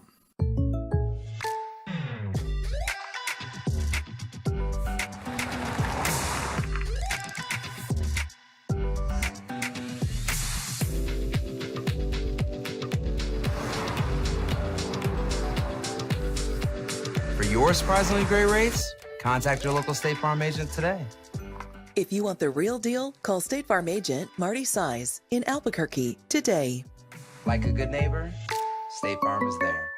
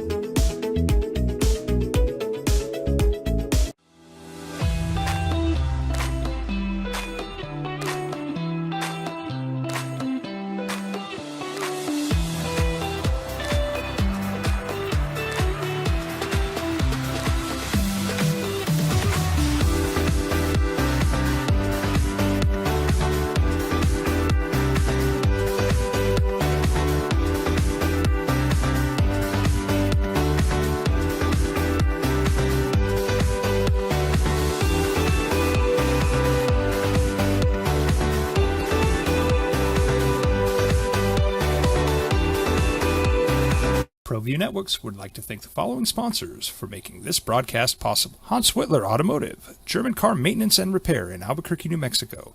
Call 505-294-7684 or visit HansWhitlerAuto.com. Here at Clark's Pets, we understand your pets. We take meticulous time to find out more about them. Dig deep into their world to understand their needs. We do research for knowledge of each pet, so you can trust Clark's Pets to provide you the best products and service for your pets, because we work hard to understand all of their needs. Clark's Pet Emporium, your pet's second best friend. For 50 years, Clark's Pet Emporium has been your pet's favorite stop. I am Michael Azera, midfielder for New Mexico United. Clark's support for the United is an example of their commitment to local partnerships. Clark's understands that paying it forward develops a better team and ultimately better community partner. When you need pet food and supplies, Clark's is always the best shot. Locally owned and operated with 2 convenient locations. Go United! ClarksPets.com. We here at Clark's Pet Emporium welcome you to bring in your pets. We know that having your pet with you makes the experience of shopping for them even better.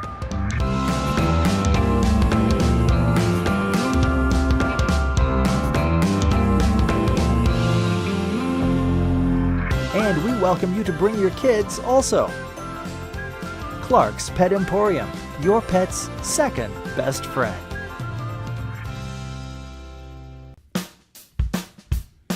Well, I'm going to the frontier, walking to the cashier, order up a root beer and a number one. Cover it with green stuff, one scoop is not enough. Find a booth is real tough, back by the Duke.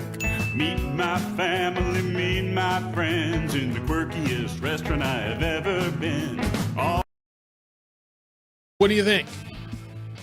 Text line says, Danny must win these next two to keep his job. It's that simple. Let's see what he's made of. I don't know if I think it's that simple, but it's a big stretch. Text line says, so Wysong has gone from relevant to irrelevant, has not duplicated his high school accolades. I don't think he's gone to irrelevant. He's out there on punt returns. I don't know that I think he's gone irrelevant. Rod says, nervous Lobo fans. Jeff, now if you want Lobo football to succeed, you become a huge A&M fan. You want the Aggies to run the table.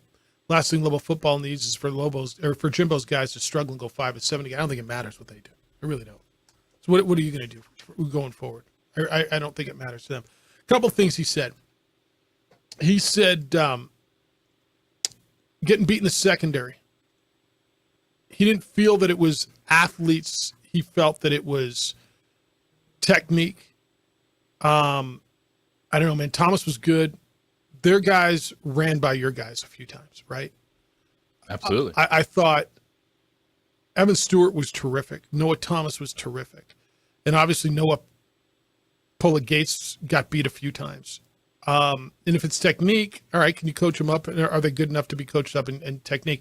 And it's okay. Sometimes your guys are better than their guys. That's what I told you. My thing with Colorado right now, my biggest take out of Deion's crew, Deion's athletes are better than your athletes. And sometimes the other athletes are better than yours. And was that the case the other day? From where I sat on my couch, it was. But if he's saying it's different, that's okay. I'm okay with that. Whatever it is, if you see a way that you can coach them up and get better, then that's encouraging. Well, they have to get experience. Yeah. They're so young at those two safety positions. The sophomore Christian Ellis starting. Noah Gates is a senior transfer, but he mostly just played special teams at Nebraska. And these guys have to get experience, have to get reps. That's the best receiving core they're going to play this season. Connor Wigman, the sophomore, you saw why he won the job.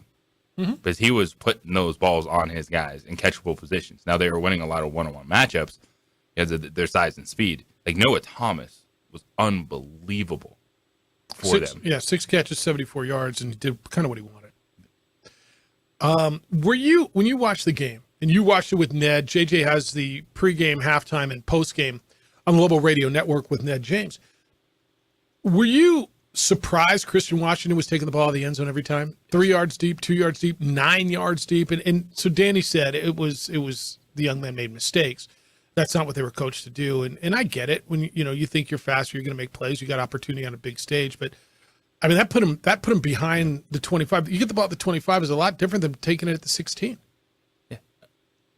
I'll give him a couple chances, but not when it's that deep in the end zone. Against and those just start at the 25. This weekend, probably let him return a few more and see what you can do against Tennessee Tech.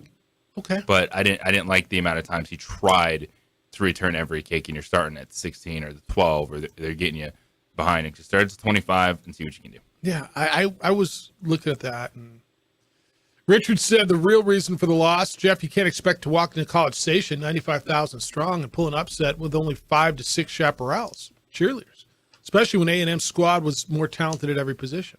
Okay. James says on Danny Gonzalez, as he calls him, Jeff, yesterday even his biggest supporters conceded to James, that's the emailer, that he will be coaching for his job against the guy you just spoke to, Jerry Kill, on the 16th. Lose, and it's going to force Nunez's hand. I just don't think it's that simple. Do you? I mean, it's a big game. I'm not telling you it's not a big game next week. I just don't think it's that simple. if there's progress in this football program this year, I don't even want to put a number on it, but if there's progress and they're moving forward, I think Danny's here next year. Yeah, I don't see him being fired. An 0-4 start could change everything, honestly. No, like to that an 0-4 point. start would Like, mean losing this week. Yeah. Yeah. But that's not happening. I don't believe that's happening. Yeah, I just don't. All right, 505-246-0610. If you want to get in, you may. And you can hit us on the text line at that same number. And you can send emails, Jeff at sportsanimalabq.com, JJ at sportsanimalabq.com. Gopher says, worst Saturday locally ever. Dude, we've had some tough ones around here. Started with Dixie State's stunning volleyball victory over Lobos. Then United wrapped up a disappointing homestand at Avenida de Pitch.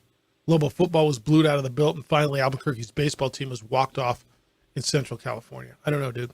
I've seen a lot of rough Saturdays around here, but that didn't feel like it was one of the roughest. Did it to you? No.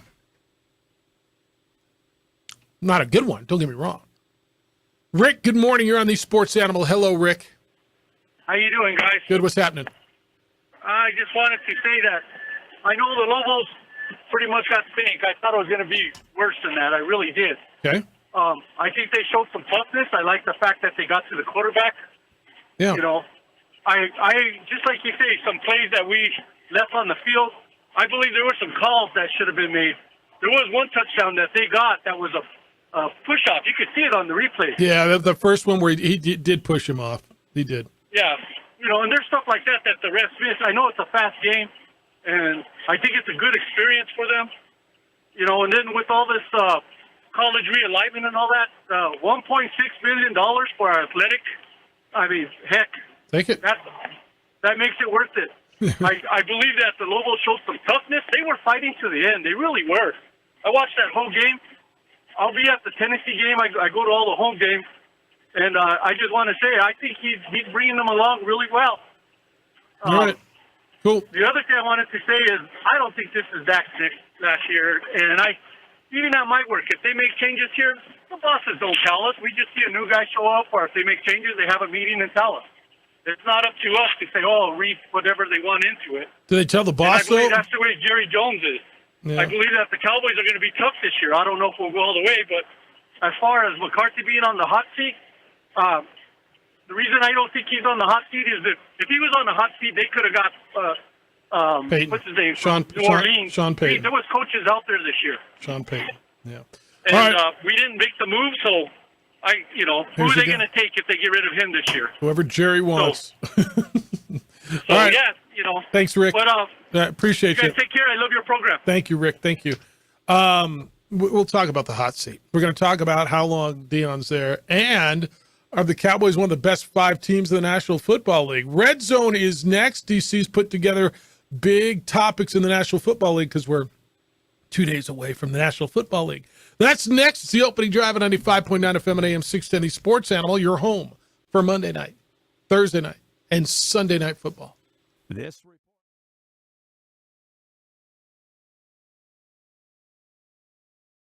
We would like to thank the following sponsors for making this broadcast possible.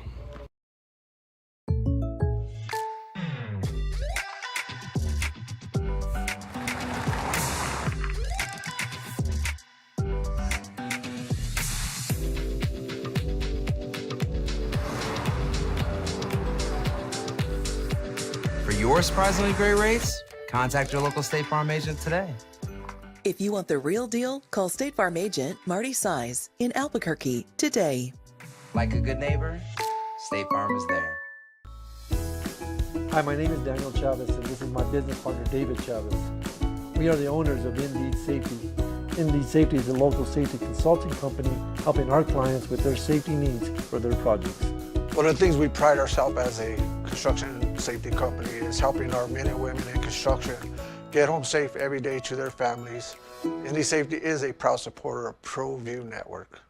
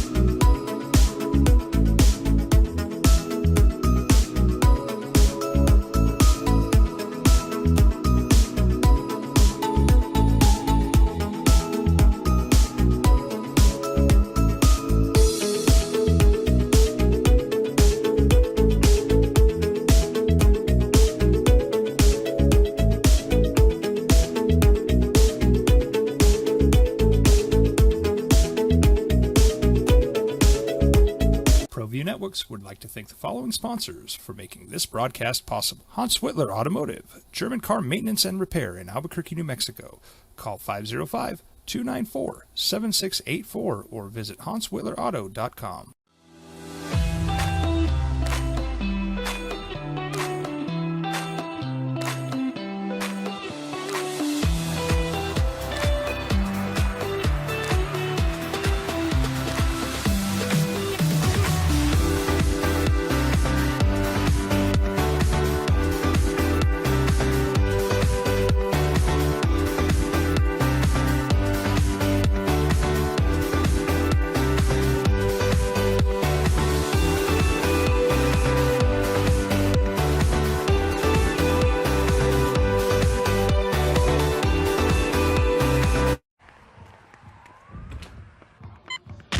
These are more than just the sounds of a safe place to go after school. These are the sounds of interest being ignited and of mentors making an impact. At Boys and Girls Clubs, we don't do just one thing. We do whatever it takes to meet the needs of every kid who comes through those doors. Because whatever it takes is what it takes to build great futures. Great futures start here. We would like to thank the following sponsors for making this broadcast possible. Everguard Roofing and Solar. For nearly 20 years, Everguard Roofing and Solar has been working with New Mexicans to enhance their homes and businesses. For all your roofing and solar needs in New Mexico, call 505-821-9543.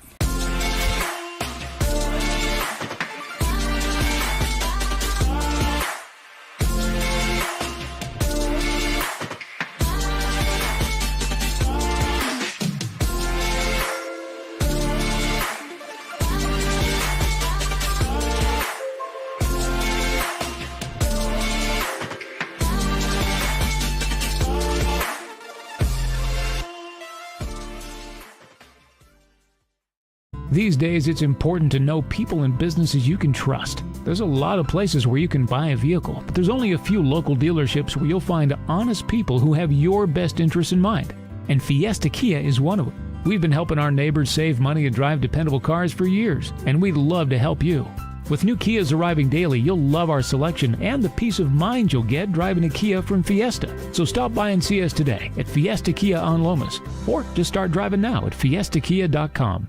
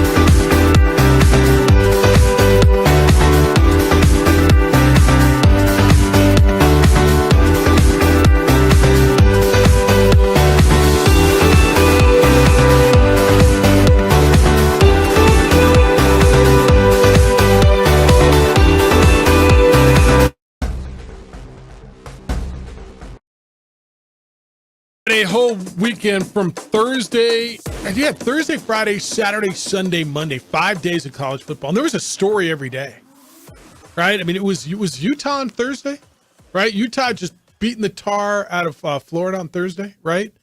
Friday, something happened Friday. What did I watch on Friday night? I know I watched something. And then the Dion thing and everything else that happened on Saturday, Fresno State, Wyoming. Sunday was LSU beating, Florida State beating LSU. And then last night, Duke beating Clemson. It was big stories every day. Now you get the NFL, and it starts in 2 days. Want to go into the red zone? Opening drive on the Sports Animal. Let's go into the red zone.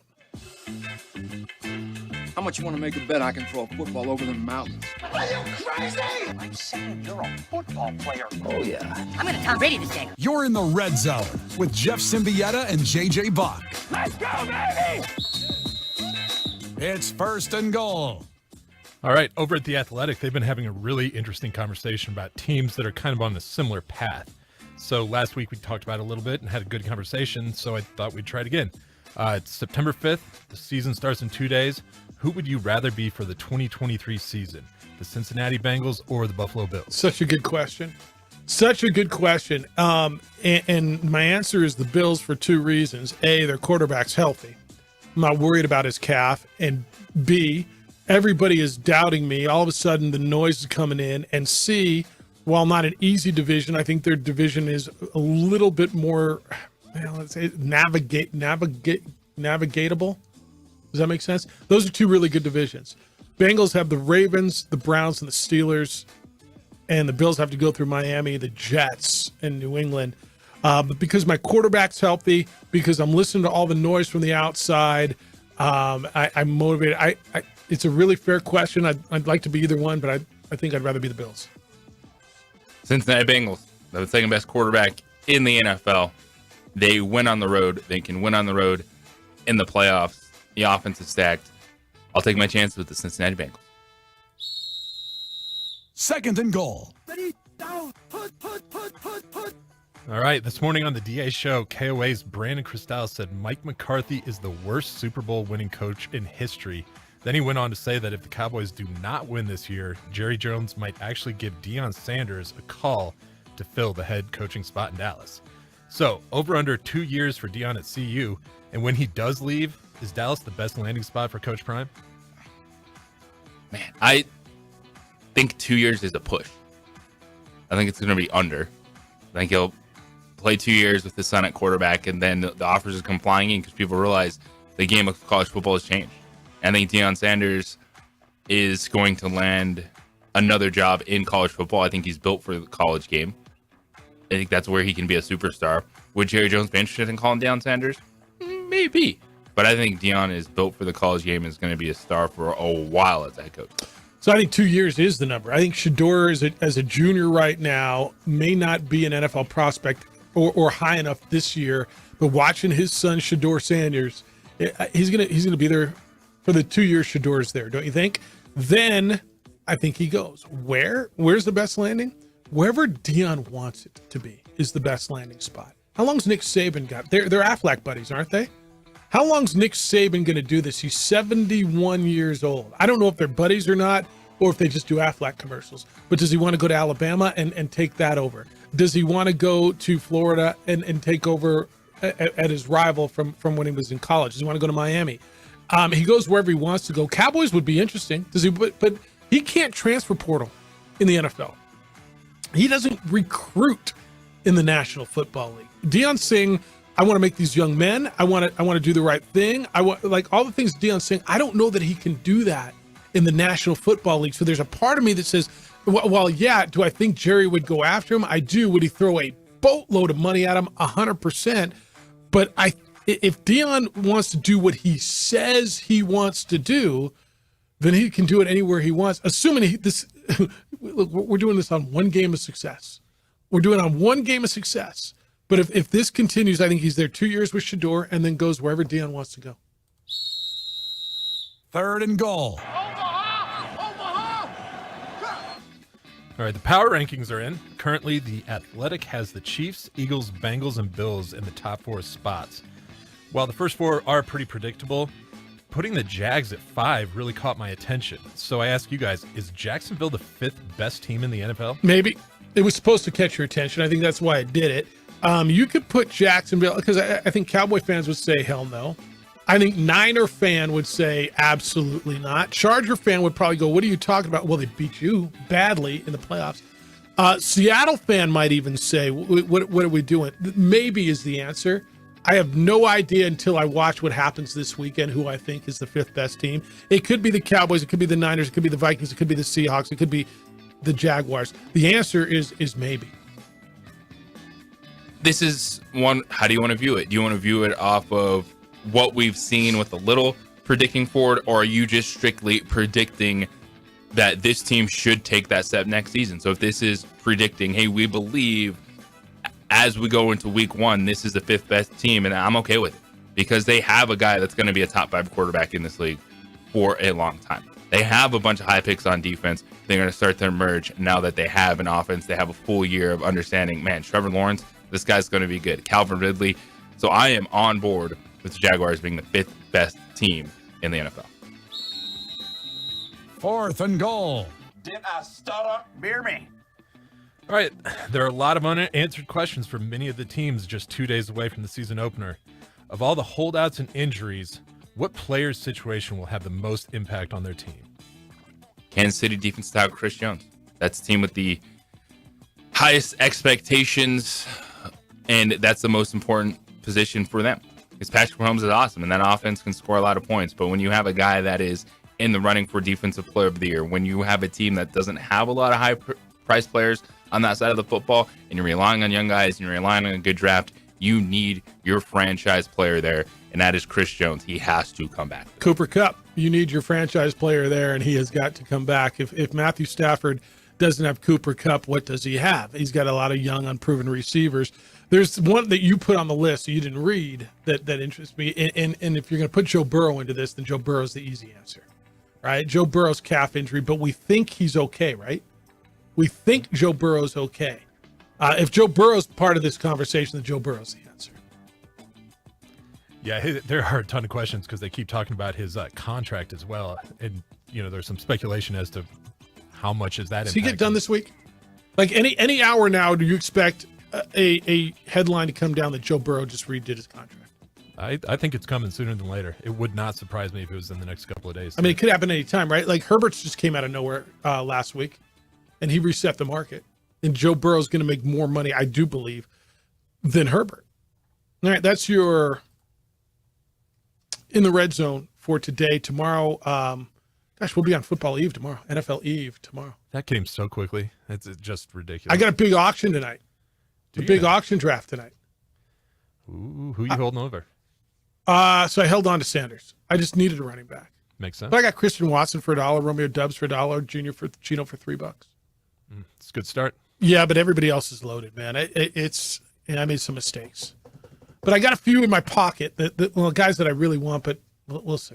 We'll see. I got money to spend in the auction, so I got cap space, as they say. So we'll see where it goes. All right, when we come back, the NFL season starts tomorrow. Mac is back. You're the New England Patriots. You were the team that everybody talked about for 2 decades. You're now the forgotten team in your division. Are they back with a new quarterback that's going to make some noise? What their head coach has to say about that quarterback when we return. Hey, you got an alarm at home. You got an alarm at your business. You've installed security cameras. You got everything, and it's still not enough. I'm strongly suggesting you call IPS, International Protective Service. I did years ago. They come by every day. I see Officer Crespin on a regular basis just coming by doing routine checks. When my alarm went off and I was out of town, they were there within 5 to 7 minutes with a trained armed security officer, making me feel better because I was hearing the alarm went off and watching everything on the security cameras, but they made sure everything was okay. Look, IPS offers standing guards, 24-hour patrols. They'll protect your home, protect your business, and respond quickly when your alarm goes off to prevent loss and damage to your property. It is private security, and it can save you money. Call them at 505-897-2420. 505-897-2420, or you can visit them online at ipsglobal.com. IPS, making Albuquerque a better and a safer place to live and work. This report is sponsored by eBay Motors. We would like to thank the following sponsors for making this broadcast possible.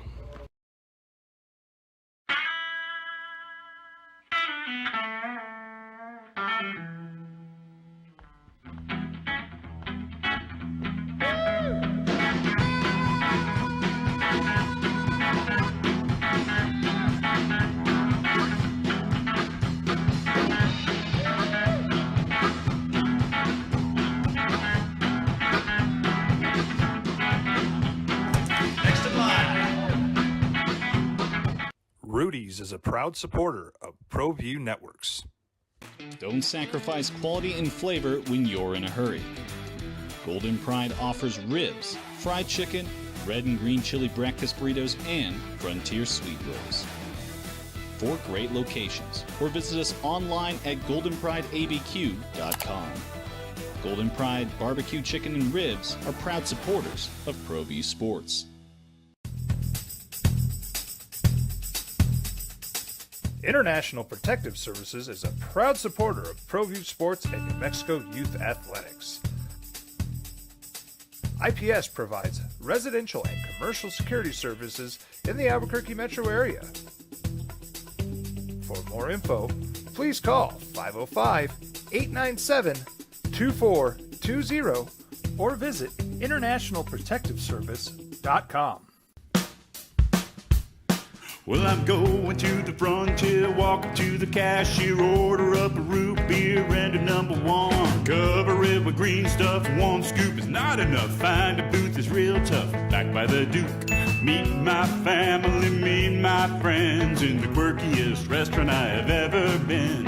All of Albuquerque's favorite spot, it's the Frontier Restaurant. The Frontier Restaurant is a proud supporter of ProView Networks. Hi, my name is Daniel Chavez, and this is my business partner, David Chavez. We are the owners of Indeed Safety. Indeed Safety is a local safety consulting company helping our clients with their safety needs for their projects. One of the things we pride ourselves as a construction safety company is helping our men and women in construction get home safe every day to their families. Indeed Safety is a proud supporter of ProView Network.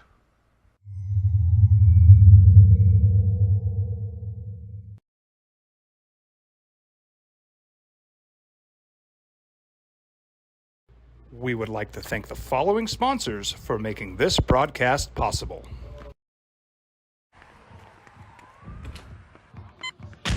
These are more than just the sounds of a safe place to go after school. These are the sounds of interest being ignited and of mentors making an impact. At Boys and Girls Clubs, we don't do just one thing. We do whatever it takes to meet the needs of every kid who comes through those doors. Because whatever it takes is what it takes to build great futures. Great futures start here. For 50 years, Clark's Pet Emporium has been your pet's favorite stop. I am Michael Azera, midfielder for New Mexico United. Clark's support for the United is an example of their commitment to local partnerships. Clark's understands that paying it forward develops a better team and ultimately better community partner. When you need pet food and supplies, Clark's is always the best shot. Locally owned and operated with 2 convenient locations. Go United! ClarksPets.com.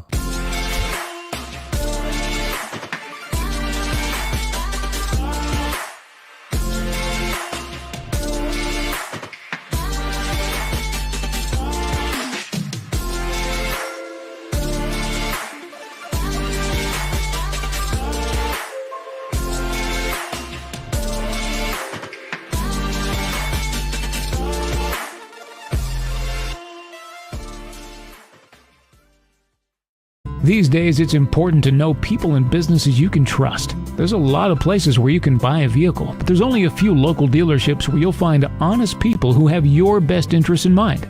And Fiesta Kia is one of them. We've been helping our neighbors save money and drive dependable cars for years, and we'd love to help you. With new Kias arriving daily, you'll love our selection and the peace of mind you'll get driving a Kia from Fiesta. So stop by and see us today at Fiesta Kia on Lomas, or just start driving now at fiestakia.com.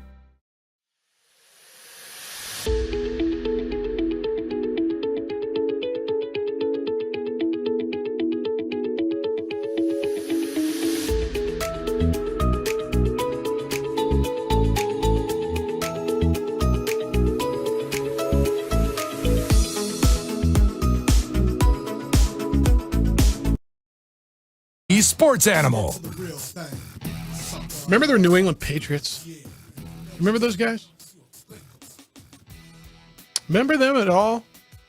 Bill Belichick and nobody talks about the Patriots anymore, do they? Not as much. Nobody talks about the Patriots. It's because, well, there's three teams that are probably more intriguing in that division. The Bills, the Jets. Tonight, the season finale, by the way, Hard Knocks. It's got to be, right? And the Dolphins. Mac Jones, the quarterback. Quote from old Grumpy. Mac had a really solid spring in camp. This is Bill Belichick. Very similar to what we talked about with Bourne, the wide receiver. Out there every day, ready to go. He's in excellent physical condition, and I would say made a lot of improvement over the course of spring and training camp. In Reed's decision-making and timing, getting more work, timing with the guys he's throwing to. He understands the offense, how it works, how to get teammates involved, how to help them be productive. It's been consistent all the way through. What are the New England Patriots?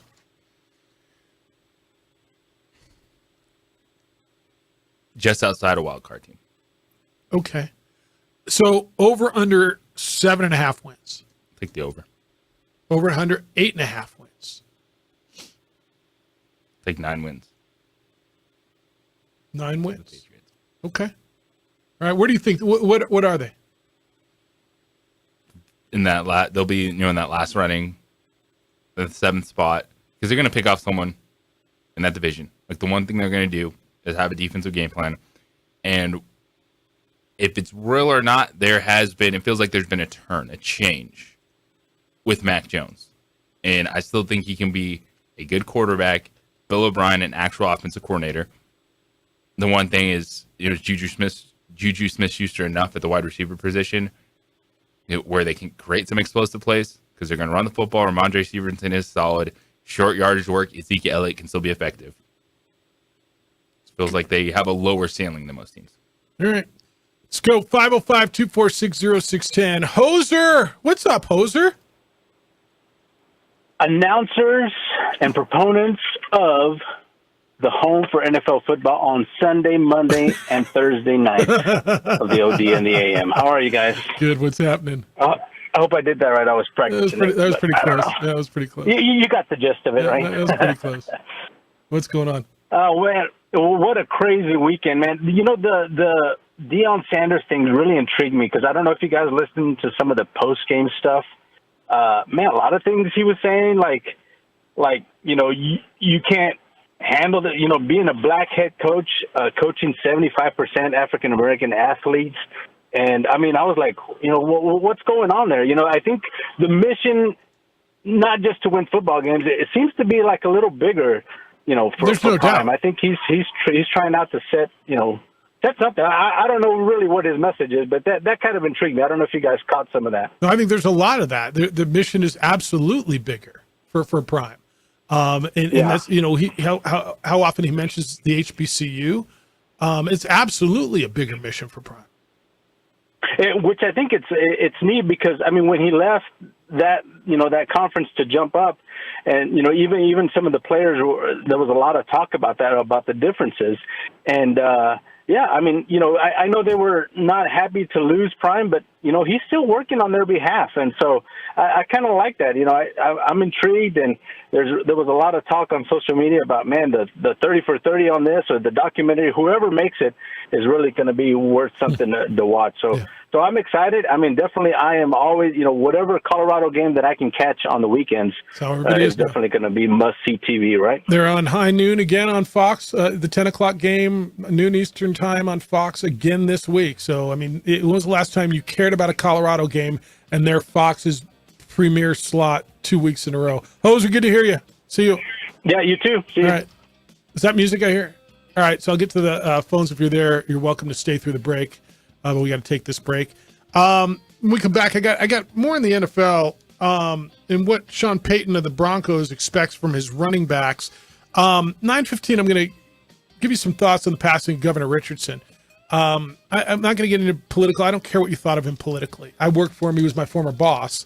And he was, in regards to our format and sports, he was as good a governor for sports as we've ever had since I've been here. And just some personal thoughts of the passing of my former boss, our former governor, Bill Richardson. We'll do that coming up at 9:15. It's the opening drive on 95.9 FM and AM 610, the Sports Animal, your home for Monday night, Thursday night, and Sunday night football.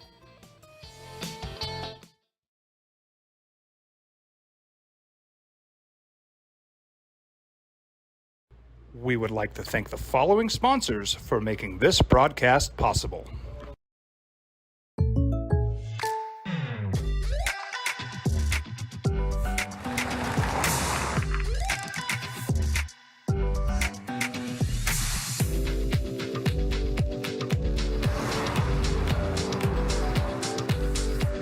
For your surprisingly great rates, contact your local State Farm agent today. If you want the real deal, call State Farm agent Marty Size in Albuquerque today. Like a good neighbor, State Farm is there. For your business or your home, Valley Fence stands alone. We're number one in New Mexico for a reason. It's the best fence you can own. Proudly serving New Mexico for over 50 years. At Valley Fence, the difference is clear. No fence too big, too small, or difficult. We handle them all at Valley Fence Company.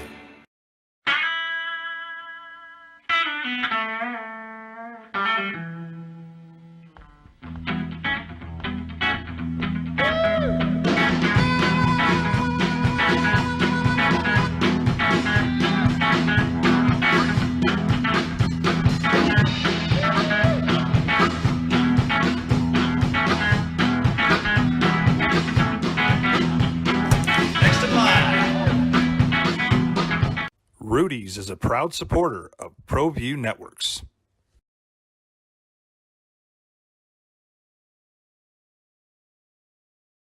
We would like to thank the following sponsors for making this broadcast possible. Don't sacrifice quality and flavor when you're in a hurry. Golden Pride offers ribs, fried chicken, red and green chili breakfast burritos, and Frontier Sweet Rolls. 4 great locations, or visit us online at goldenprideabq.com. Golden Pride Barbecue Chicken and Ribs are proud supporters of ProView Sports. Here at Clark's Pets, we understand your pets. We take meticulous time to find out more about them. Dig deep into their world to understand their needs. We do research for knowledge of each pet, so you can trust Clark's Pets to provide you the best products and service for your pets, because we work hard to understand all of their needs. Clark's Pet Emporium, your pet's second best friend. For 50 years, Clark's Pet Emporium has been your pet's favorite stop. I am Michael Azera, midfielder for New Mexico United. Clark's support for the United is an example of their commitment to local partnerships. Clark's understands that paying it forward develops a better team and ultimately better community partner. When you need pet food and supplies, Clark's is always the best shot. Locally owned and operated with 2 convenient locations. Go United! ClarksPets.com. We here at Clark's Pet Emporium welcome you to bring in your pets. We know that having your pet with you makes the experience of shopping for them even better.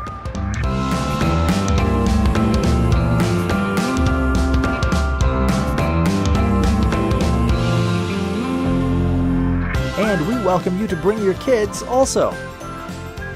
Clark's Pet Emporium, your pet's second best friend.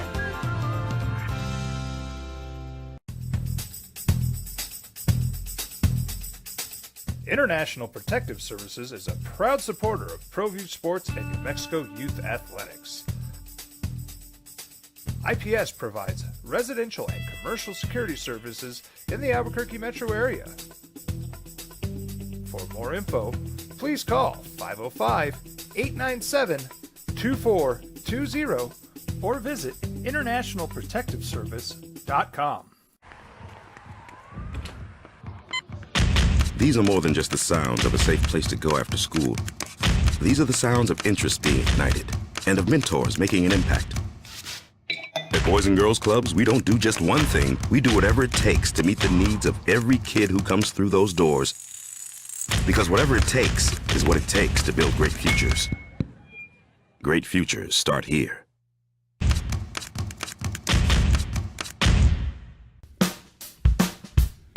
Well, I'm going to the frontier, walking to the cashier, order up a root beer and a number one. Cover it with green stuff, one scoop is not enough. Find a booth is real tough, backed by the Duke.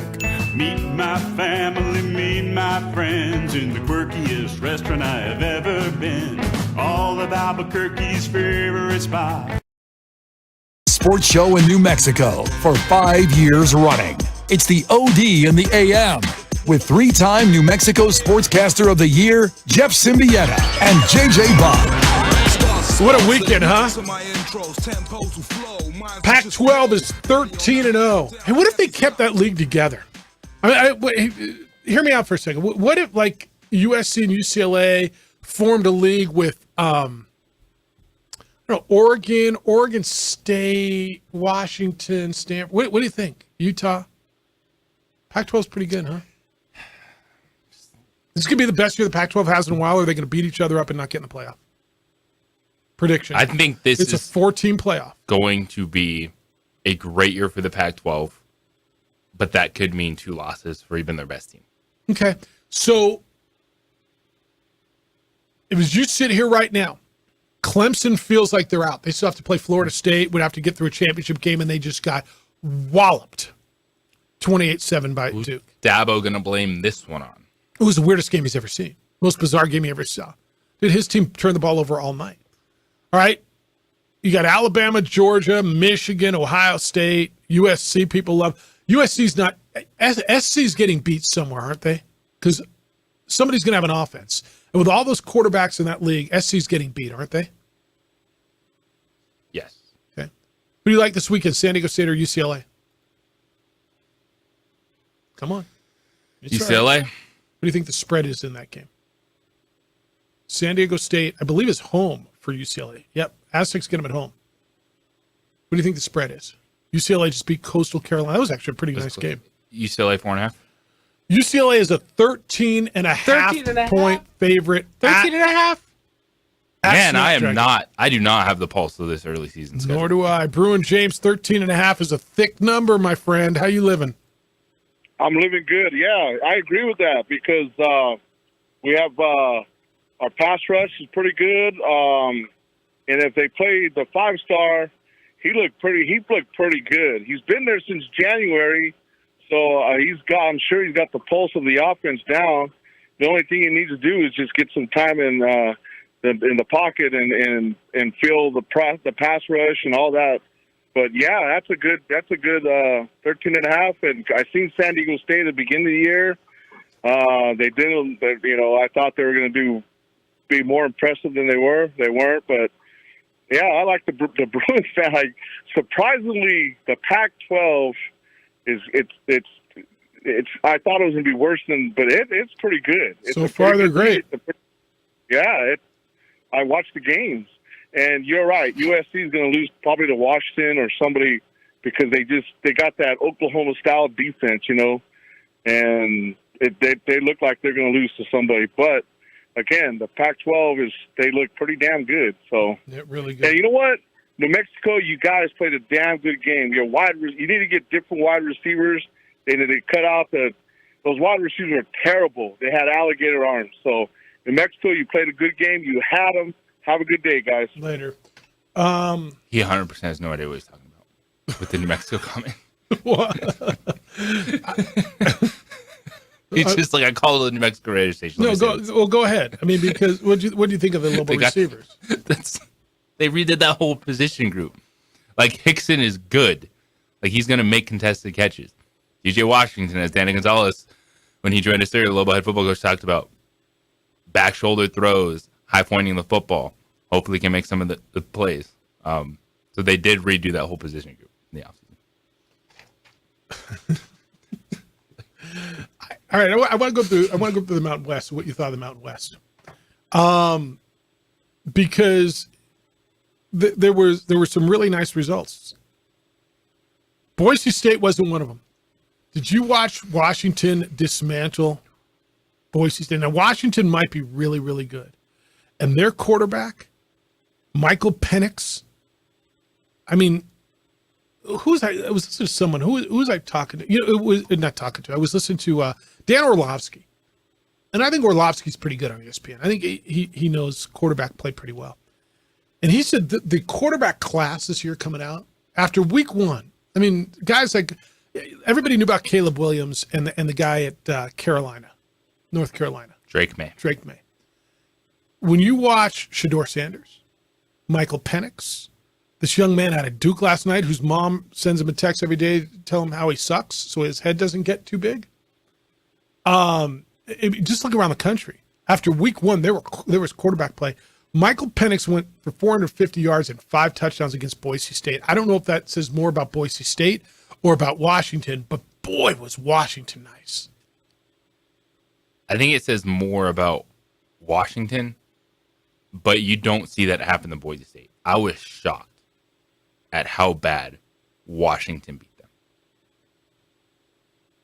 But I think it shows the level that Washington State is. And Michael Penix is an experienced quarterback. He transferred from Indiana. This is his second year in Washington, and he hung around for a reason because he's really good. He's going to have his name in the Heisman conversation, and that team is going to be flirting with the CFP if they can stay undefeated in the Pac-12 because the top of the league is that good.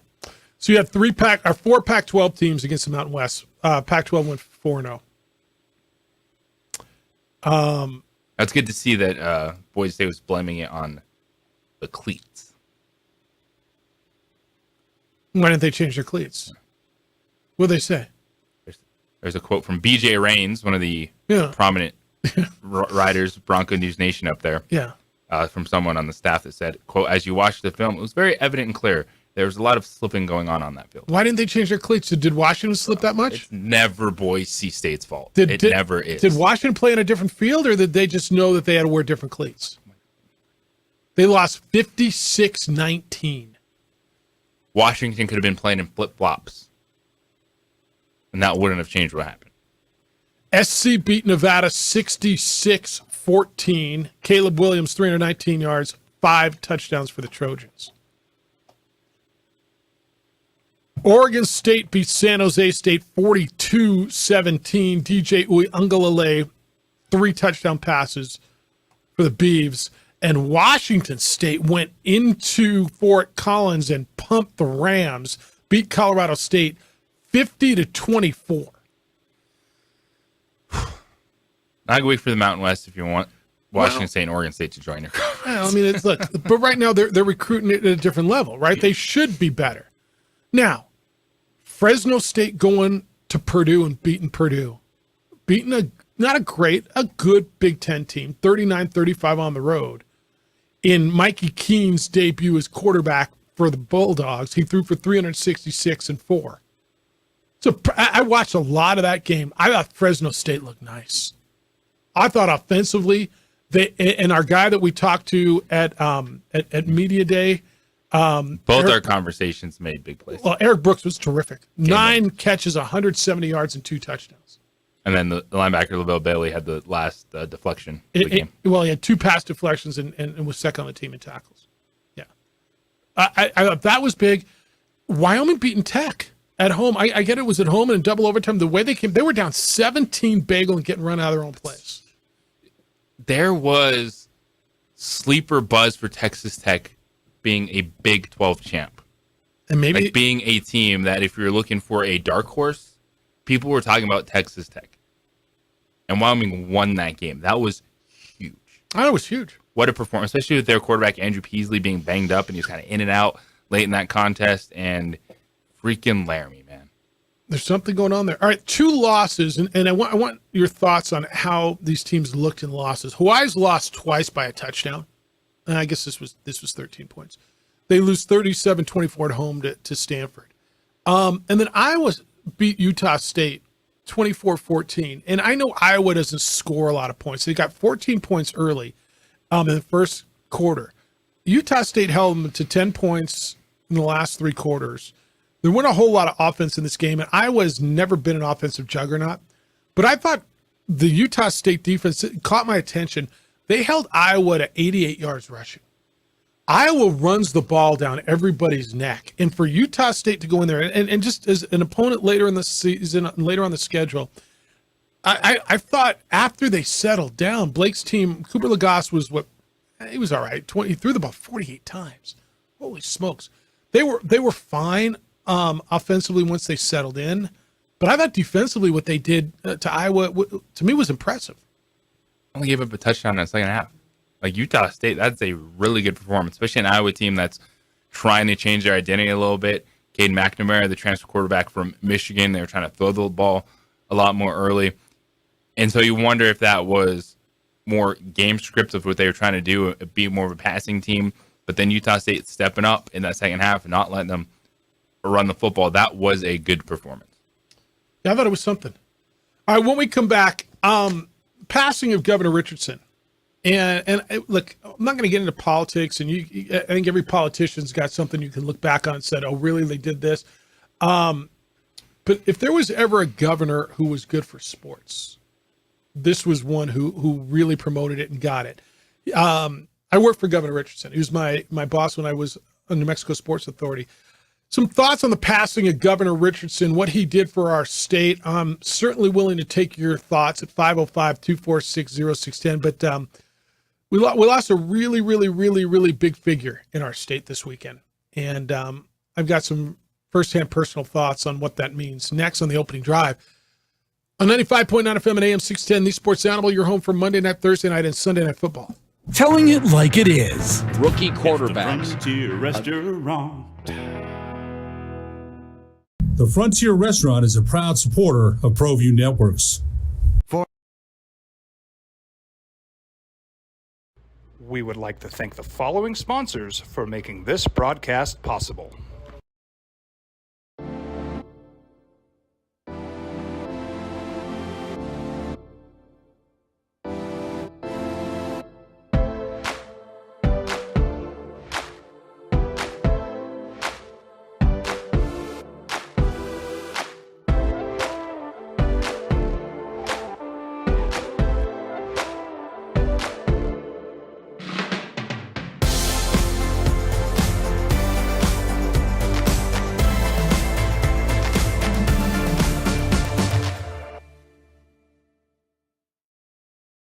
We would like to thank the following sponsors for making this broadcast possible. Everguard Roofing and Solar. For nearly 20 years, Everguard Roofing and Solar has been working with New Mexicans to enhance their homes and businesses.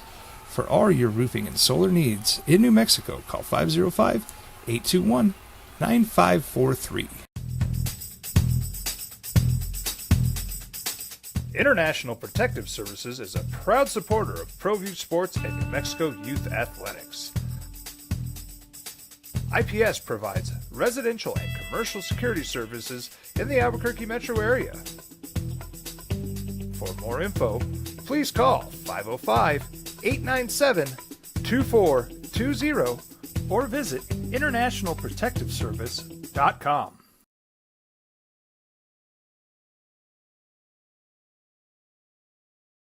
We would like to thank the following sponsors for making this broadcast possible.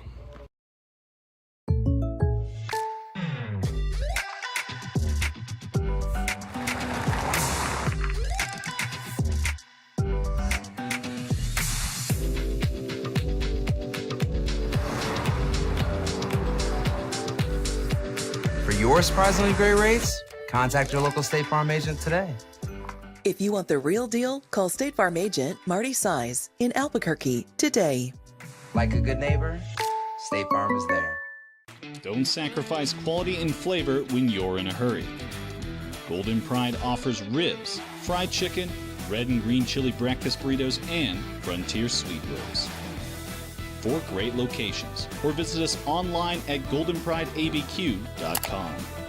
Golden Pride Barbecue Chicken and Ribs are proud supporters of ProView Sports.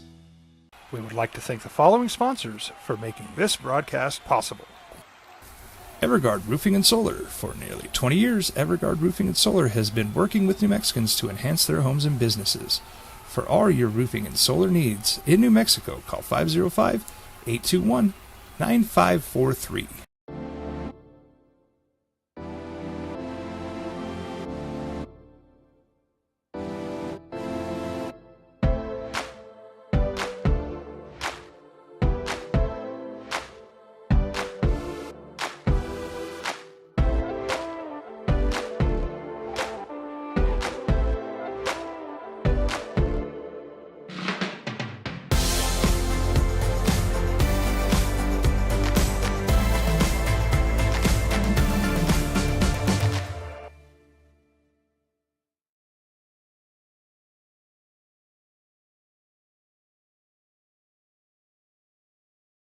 We would like to thank the following sponsors for making this broadcast possible.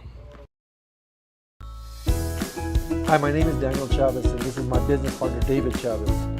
We are the owners of Indeed Safety. Indeed Safety is a local safety consulting company helping our clients with their safety needs for their projects. One of the things we pride ourselves as a construction safety company is helping our men and women in construction get home safe every day to their families. Indeed Safety is a proud supporter of ProView Network.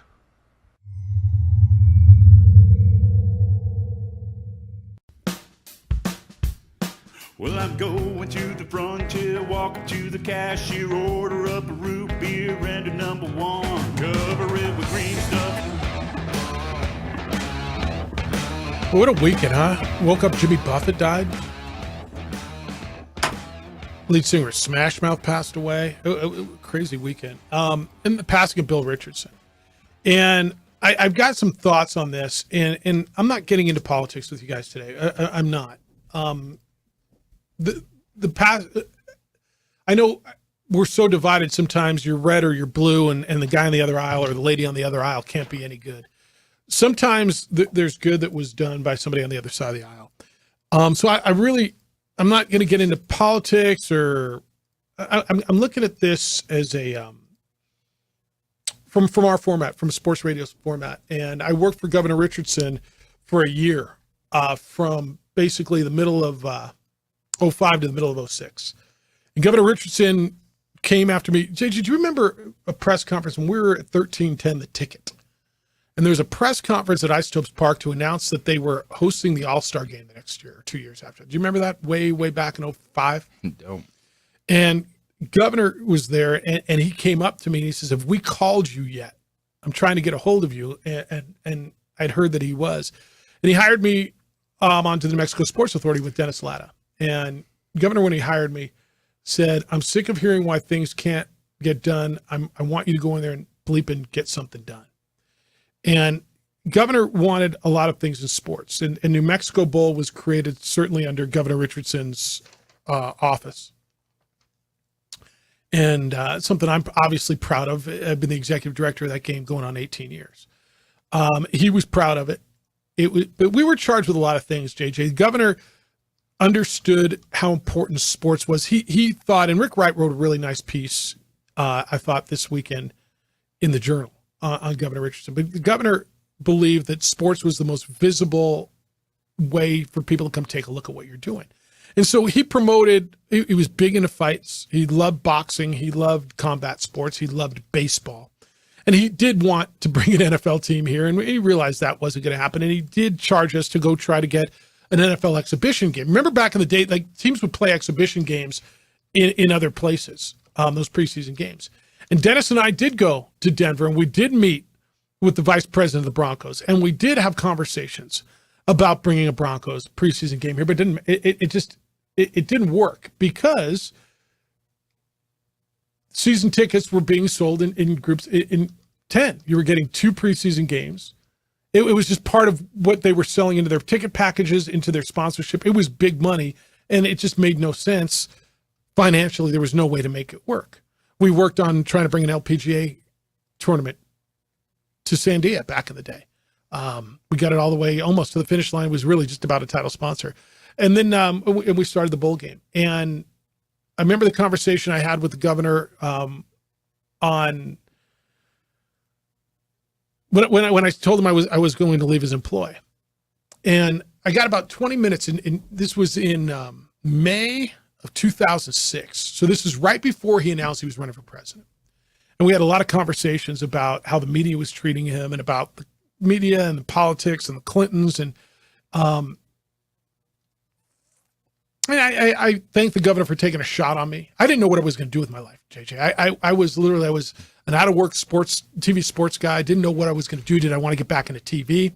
I had anchored news. What was I going to do? Where was I going to live? I didn't know. And the governor gave me an opportunity, and I learned so much about the business of sports while I was the deputy director of the Sports Authority. And so we had 20 minutes, just he and I in his office, talking about, and I thanked him for the opportunity. And is there anything I can do for you? Let me know. And we talked a lot. And his staff says, Governor, we got to get out of here. We got 5 minutes. And we stood up, and the governor's a big guy. And he says, Jeff, there is one thing you can do for me. I said, yes, sir. What's that? And he says, don't F this up. That's what he told me. And I said, yes, sir. So that was in May of 06. December 20, I think it's 22nd or 23rd of that year. We're on the field. It was the first New Mexico Bowl. We had 33,000 people at the game that day. It was a beautiful, chilly, sunny day. And I was standing on the field about 30 minutes before the game watching crowd file in, and I felt this hand on my shoulder. And it was Governor Richardson. And I want you to remember, so since the meeting we had in May, the governor had been to Korea a couple of times to free hostages, had been all over the country campaigning for president, had just done, and, oh, by the way, was running our state, was governor as well. And, but he remembered everything. And he put his hand on my shoulder and he said, Jeff, Governor, he said, remember when I told you not to F this up? And he remembered it. And I said, yes, sir, I do. He says, you didn't. You've done a great job. And that was one of the coolest, because he didn't just hand out accolades. And the governor and I stayed in touch. I've got a voicemail on my phone. I actually played it for my daughter yesterday. She's like, whoa, right? Like, you ever listen to voicemails? I don't know if you do or not. Maybe it's a weird thing I do. I have some old voicemails, but he would still call me for some, every once in a while we spoke. I wouldn't tell you we're buddies. We spoke all the time, but once, twice a year. And he called me relatively recently for some help on something. And then I said, you know what? There's something you can do for me. And he helped me out. I don't care what you thought of him politically. I don't care what side of the aisle you were on. And did the governor have his personal, whatever. He got stuff done. His administration got stuff done. Now you may tell me, yeah, but it was that damn train and I hate the train. Okay. The train's getting a lot of people back and forth from Santa Fe. I hated the damn spaceport, whatever. Things got done. And he loved this state, and he he freed a lot of Americans who were detained overseas wrongfully. The governor had an unbelievable knack for communication. His conversation, he would talk to anybody. He had an unbelievable style, but he loved sports, and he was responsible for a lot of capital outlay money for the Davalos Center, for improvements both in Las Cruces and at UNM, and. Yeah, he was a guy. It was stunning when I heard it, JJ. When I heard it on Saturday, it was like, whoa. Yeah, I talked to him not the other day, but a few months back, and I didn't hear that he was ill. I don't believe he was. This one was a little staggering to me.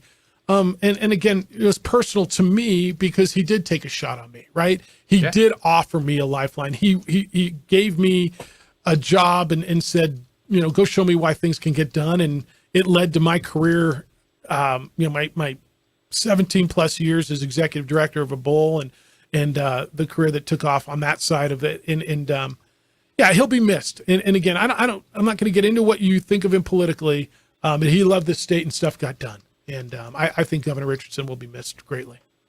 And you were reading the story that Rick Wright wrote.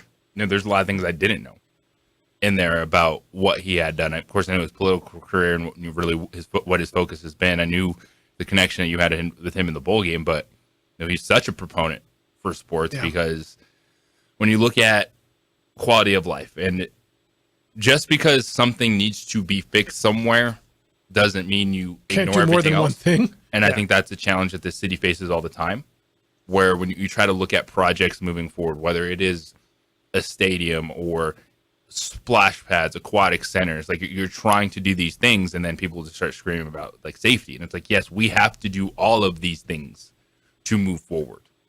Like we have to secure our city, we have to make it safe, but then we also have to have things for quality of life. And we have people that are pushing those things, and sometimes it might be specific, but it doesn't mean it was the wrong message. Yeah. You can do more than one thing at a time. And like I said, he was. Now I'll tell you some of the meetings we would have. The meeting we had, I drove up there with Rudy Davalos and Dennis Latta, late Dennis Latta. When we started the bowl game, we had the commitment from the time Albuquerque ACVB, the Conventional Visitors Bureau, now Visit Albuquerque, and getting kind of a title sponsorship commitment from the governor. And I don't think the meeting was 2.5, 3 minutes. Sometimes he would go in there and he wouldn't even stand up, his back hurt, and he would just sit there. And, yep, and that's it. Anything else? All right, see you guys. And it was probably 2.5, 3 minutes, and he committed because it was something that he knew what was going on. I'd been in contact with him, but he wanted it. And I know it was something he was proud of. He was at the games. He was. I remember when we had the press conference in May of 2006. It was something that he wanted to get done, and I hope it's something that we've made the state proud of over the last 17 going on 18 years. So, just rest in peace, Governor. He did a lot of good things for our state and for a lot of people around the world.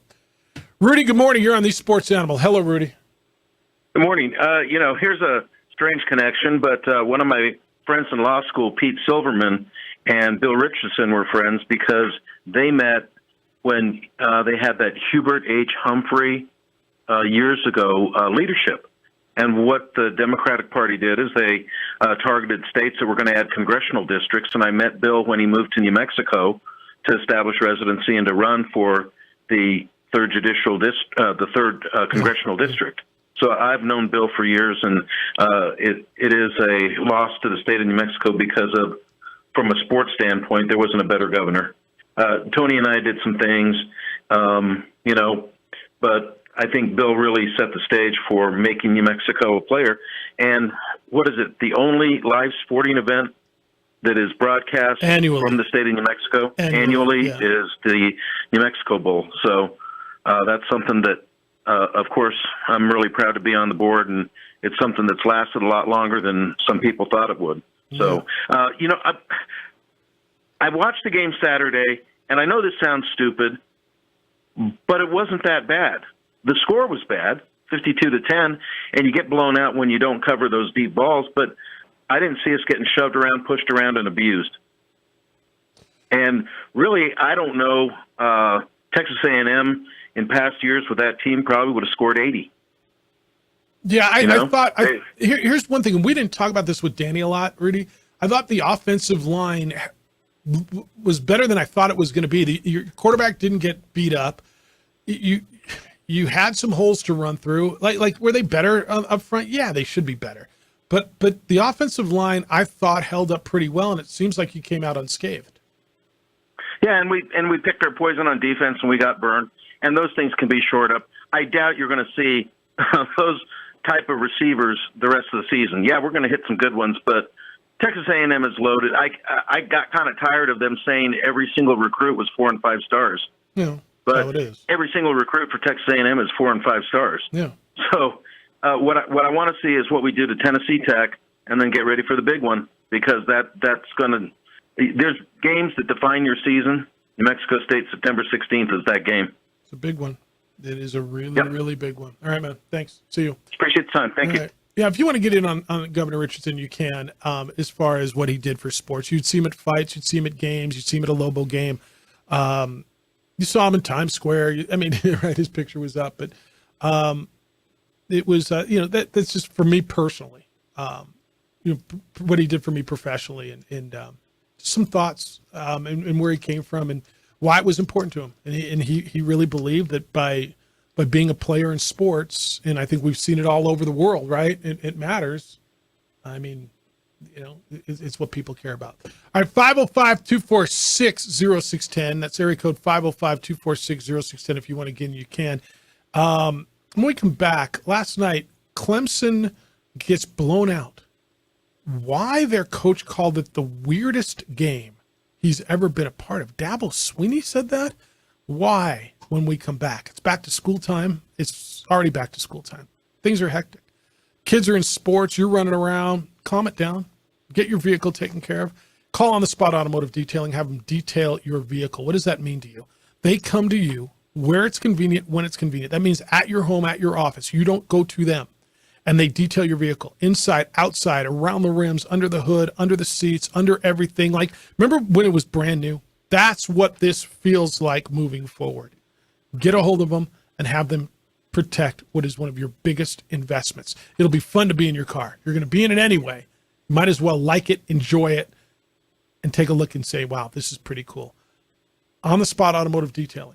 it'll look and smell brand new when they're done. They offer a 10% discount to military and teachers. You can learn more and schedule online at otsdetailing.com. That's otsdetailing.com.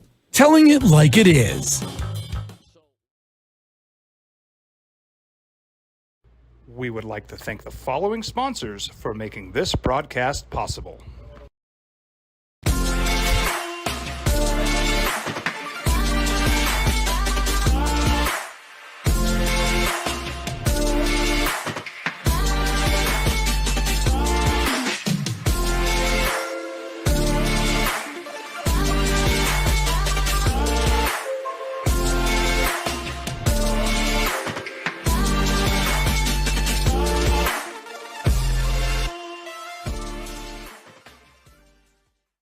These days, it's important to know people and businesses you can trust. There's a lot of places where you can buy a vehicle, but there's only a few local dealerships where you'll find honest people who have your best interests in mind.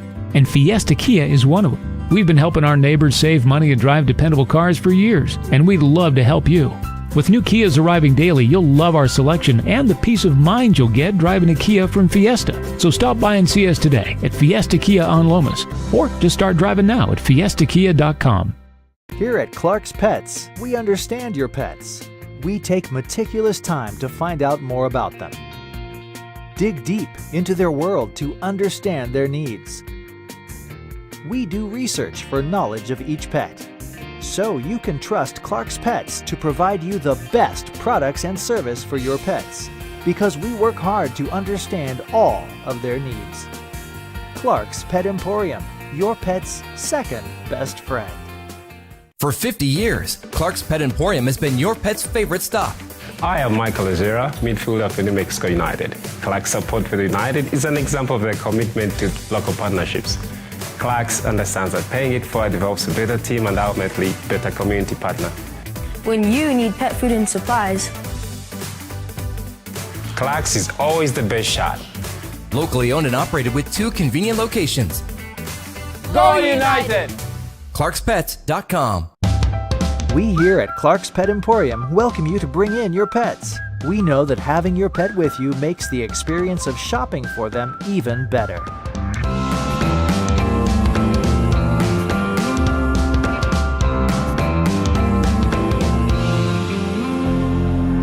And we welcome you to bring your kids also. Clark's Pet Emporium, your pet's second best friend.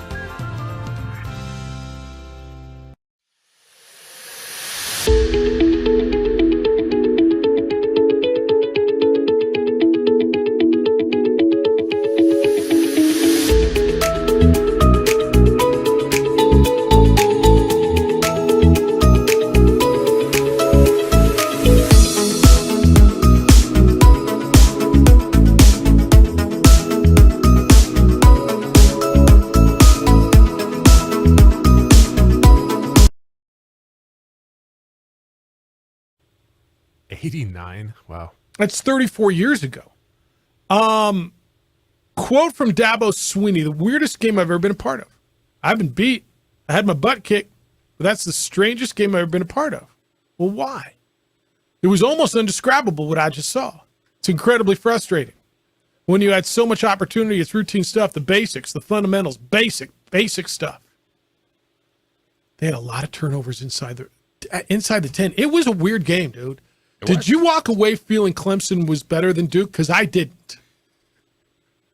It's one where I come out of that thinking Clemson is still going to win plenty of football games, but it's the self-inflicted stuff, the turnovers, the fumbles, putting the ball on the ground. They were 1 for 4 in the red zone. Yeah. Like, that's on you. When you fumble the ball like that, now that's a good hit and running back going through the hole, gets smashed by a Duke defender and fumbles it.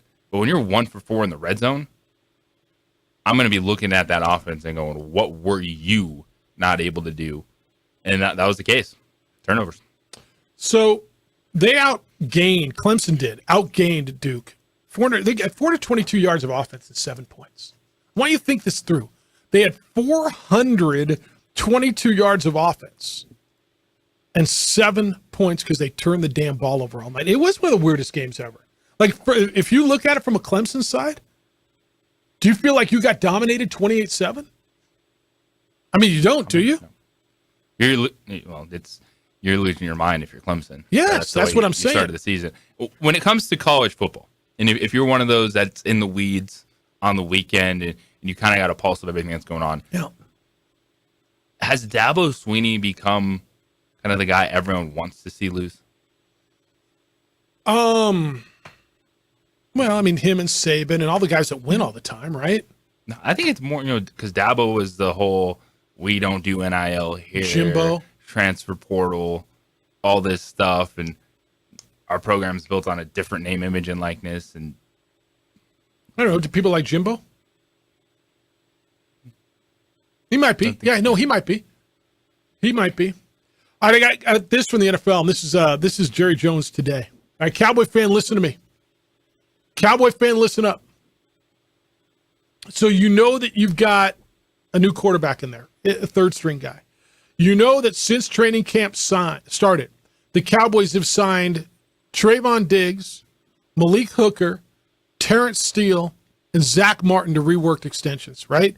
They still are working on CeeDee Lamb. What about your quarterback? Jerry Jones was on his show this morning on 105.3 The Fan in Dallas. Cowboy fan, listen to me, because he says Dak will be there for a long time. A long time. Here is Jerry Jones this morning on his radio show in Dallas. Those types of numbers, especially the big ones you live with constantly, that's always on your mind. There's never a time where it goes away because you've got to make the entire thing fit. And so it's on the mind of the player decision in the middle of the year. It's just a fundamental. We expect Dak to be with us a long time. And yeah, we'll always be working around it with several machinations of numbers that would work, end quote. Look, Jerry has continuously said he wants Dak to be there for a while. There's been no, right, even when he went out and got Trace, as he said. Jerry is very loyal. Yeah. And he's talking about the extension. But if he gets one done, choosing the scout, it goes into this year's salary cap. And it goes, if he does it next year, Prescott's scheduled to make $29 million in salary, $5 million roster bonus. This is a big year for Dak, man. Look, if he's an average quarterback this year, you giving it all to him? No. I'm just saying. Dan, good morning. You're on the Sports Animal. Hey, fellas, how you doing? Hey, a real quick thing on Bill Richardson. He was on Meet the Press with Tim Russert years ago, I think when he was running for president. And Russert read his book, and he eviscerated him throughout the show. But the last question of the day was this. He goes, I read your book, Bill, and he says, you're a big Red Sox fan. And Richardson goes, yeah, I am. And he says, then why did you say the best job in the world is to play center field for the New York Yankees? It's a fair question. Right. And Bill danced around that or whatever. But the guy was a big sports fan. And remember the De La Hoya fights? He was always in the first row, or second row there. Yep, he was always there. Yeah. Yeah, he got it, Dan. Yeah, he was. Yeah, that guy was a tremendous sports fan. Yep. And, he seems like an all-around nice guy. And he did a lot for the state. And I worked in government with him, and he put in some programs in the state, and they're still here today. So, hats off to the guy. But again, he was a great sports guy, and, we're going to miss him. Yeah. And as far as your thing with the Dallas Cowboys, real quick, and I'll give you my football thing on Thursday, but real quick on the Cowboys, what you just said, they added all these players. The problem with the Cowboys is they still have Jerry Jones and Mike McCarthy. That's right. Okay? Yep. I'll talk to you guys later. Have a good one. See you. Yeah, the governor was, I'll tell you what, there's a gift of gab. People, you know people who can talk with almost everybody, like sit in a room and pick your people, like and he'll make you feel welcome. He had a wit, he had a charm and a smile to him, and he was comfortable, it seemed, in almost any situation. And I gotta believe that's what made him an insanely great, not good, international negotiator. I mean, I don't know, is there anybody in our time that has been better at freeing hostages from hostile nations? Now, I don't know how he did it. He and I never had that conversation. I had enough conversations with him to know, he was a charming, funny, witty guy. But he was about business. But I got to believe it. When you walk into a room with the Ayatollah, right, or the Koreans, and somehow you get it done, there's got to be something to that, right? Personality. Yeah. It can't all just be here, this for that for this. They got to like you. So, look, again, whatever you thought about him politically, and I get it, red and blue and whatever, but he was so good, so good for sports in our state, and he will be missed. All right, when we get back, I'm going to wrap up everything there's been some stuff that's happened whilst we've been on the air. A little bit more on what Jerry Jones said today in regards to the Trey Lance deal and not telling his head coach, and everything you need to know as you go through your Tuesday. It's the opening drive on 95.9 FM and AM 610, the Sports Animal, your home for Monday night, Sunday night, and Thursday night football.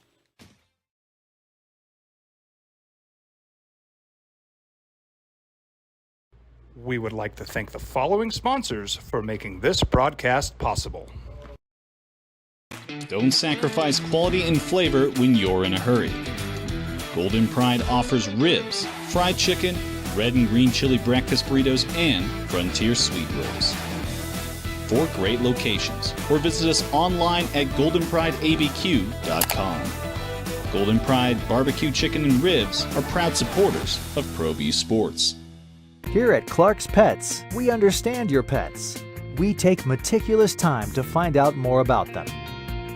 Dig deep into their world to understand their needs. We do research for knowledge of each pet, so you can trust Clark's Pets to provide you the best products and service for your pets, because we work hard to understand all of their needs. Clark's Pet Emporium, your pet's second best friend. For 50 years, Clark's Pet Emporium has been your pet's favorite stop. I am Michael Azera, midfielder for New Mexico United. Clark's support for the United is an example of their commitment to local partnerships. Clark's understands that paying it forward develops a better team and ultimately better community partner. When you need pet food and supplies, Clark's is always the best shot. Locally owned and operated with 2 convenient locations. Go United! ClarksPets.com. We here at Clark's Pet Emporium welcome you to bring in your pets. We know that having your pet with you makes the experience of shopping for them even better.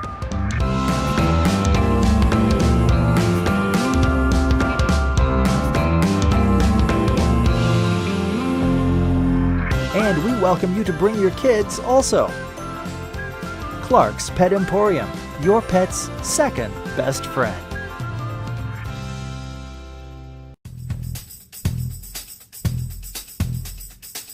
International Protective Services is a proud supporter of ProView Sports and New Mexico Youth Athletics. IPS provides residential and commercial security services in the Albuquerque metro area. For more info, please call 505-897-2420 or visit internationalprotectiveservice.com. These are more than just the sounds of a safe place to go after school. These are the sounds of interest being ignited and of mentors making an impact. At Boys and Girls Clubs, we don't do just one thing. We do whatever it takes to meet the needs of every kid who comes through those doors. Because whatever it takes is what it takes to build great futures. Great futures start here.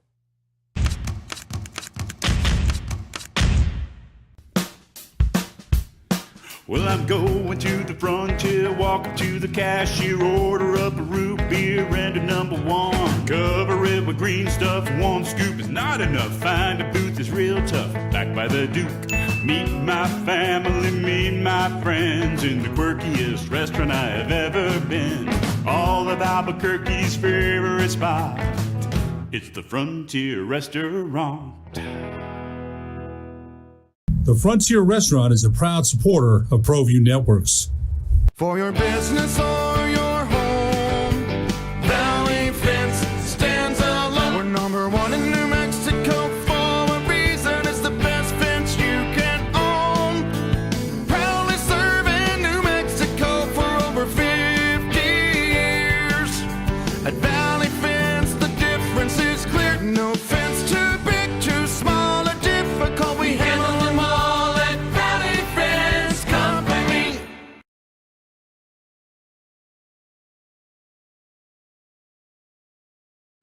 We would like to thank the following sponsors for making this broadcast possible.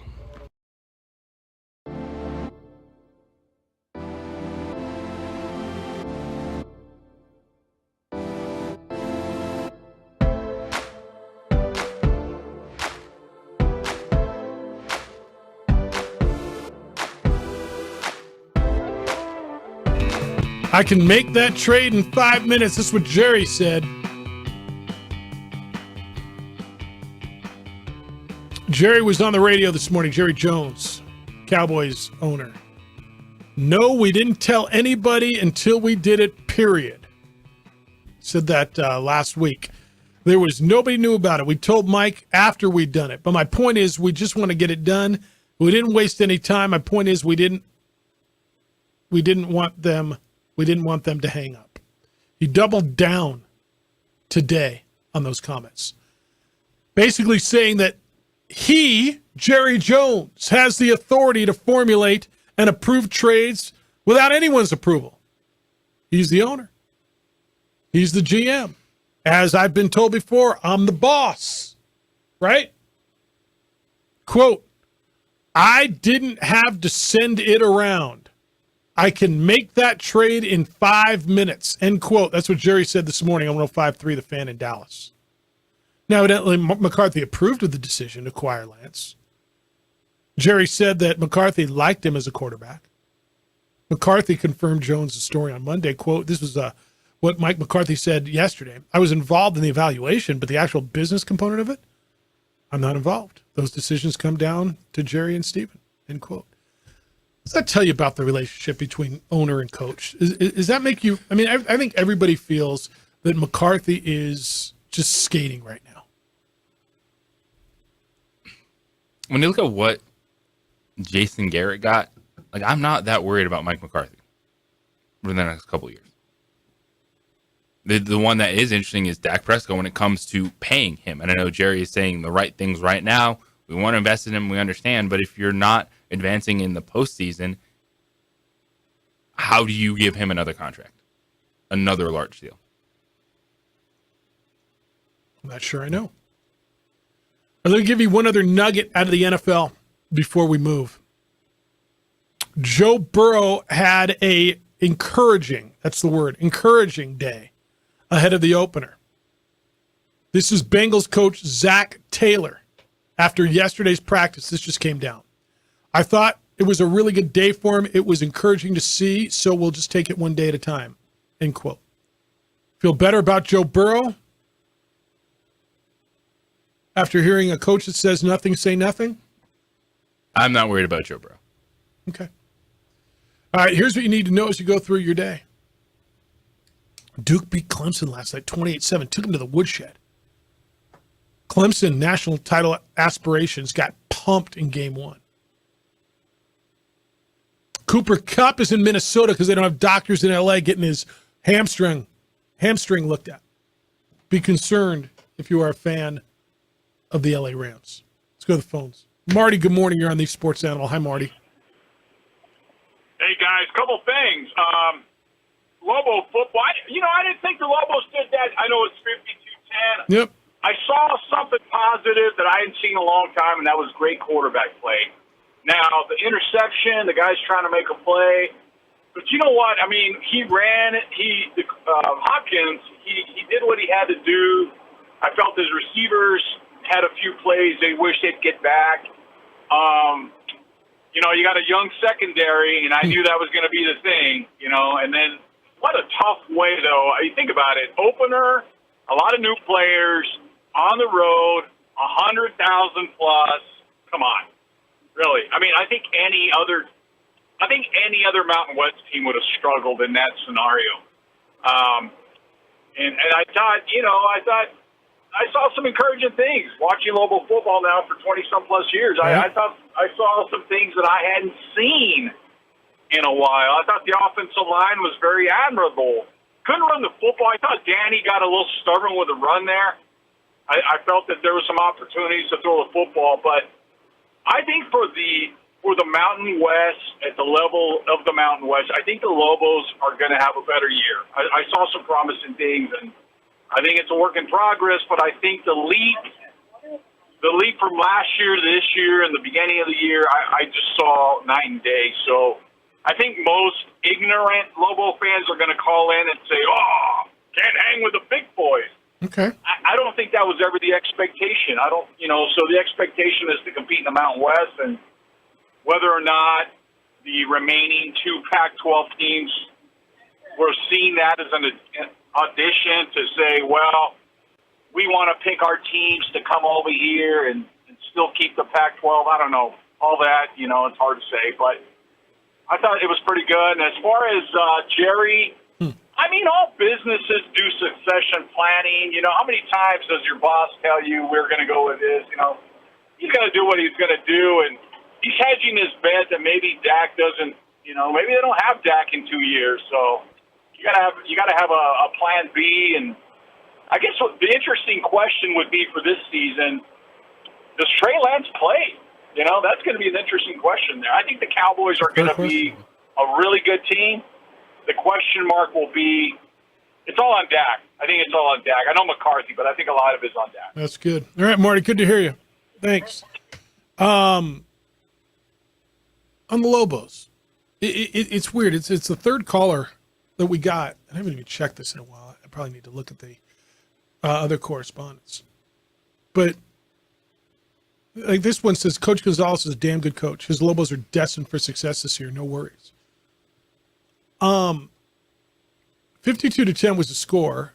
I don't know. Did your eyes tell me that tell you that they got better or worse? I get what 52-10 says. I said those same things on the postgame show. What I thought about this team before the season started is how I still feel. I think they're going to be successful offensively. They have a pulse. They have a very calm and accurate quarterback, which is going to be huge for this team. Just because you play a system doesn't mean the defense is going to be good. I think that's going to be the challenge. Can the offense take a bigger step than anticipated to make up for that defense? That's going to have a little bit bigger of a learning curve than a lot of people expect for a Lobo defense. This week will be a get well week. Better be. Has to be. Better be. And then I'm trying to read what this says. I don't even know what it means. And then next week, boy, it's as big a rivalry week as we've had in a long time, isn't it? It's huge. Both teams feel like they're on the way up. If you're the Lobos, you have the steps forward are not just, hey, we looked good in a couple of drives. Yeah. It's your rival, New Mexico State, is on your home field, and you should expect to win that game. Just like if they were playing in Las Cruces, the Aggies would be like, hey, we're expecting to win this game at home. And then it's a long road trip out to UMass, very competitive and pesky team. But here's the problem. We can say UMass is better, but if they lose that game, fans are going to be like, oh, man, UMass is better. It's like, okay, this team is not getting better. And that's why the next 3 weeks are so big for this program. It's a big 3-week stretch. Are you asked if Dabo Swinney is the guy that everybody loves to hate in college football? Terry said on the text line, Dabo losing great night. The Dabo losing is a great night. Anti-players' rights. He gets paid millions but wants to be a dictator and hides behind his spiritual beliefs. Is that kind of what you're getting at? Yep. Okay. Todd said JJ's on fire, Jeff. Tilly's going to have to hose him off. Last week he said he was worried about Lobo football's D. He also said when you look on the court and see the difference between A&M and Lobo football, yet they're both considered D1 programs, it shows the inequity of the game right now. Ding, ding, ding. It's from your boy Todd. You know Todd? I don't know Todd. Shout out to Todd. Sid says, not even the Albuquerque Dukes, Mr. Symbieta. I've brought this up before as home opening day attendance has dwindled over the years. My end of summer ritual always meant being glued to the TV, watching the Jerry Lewis telethon nonstop for 22 and a half hours. Without Jerry, Ed, and company, the entertainment calendar is surprisingly sparse. U.S. Open does nothing for me if you random, mostly meaningless baseball games, and golf is done.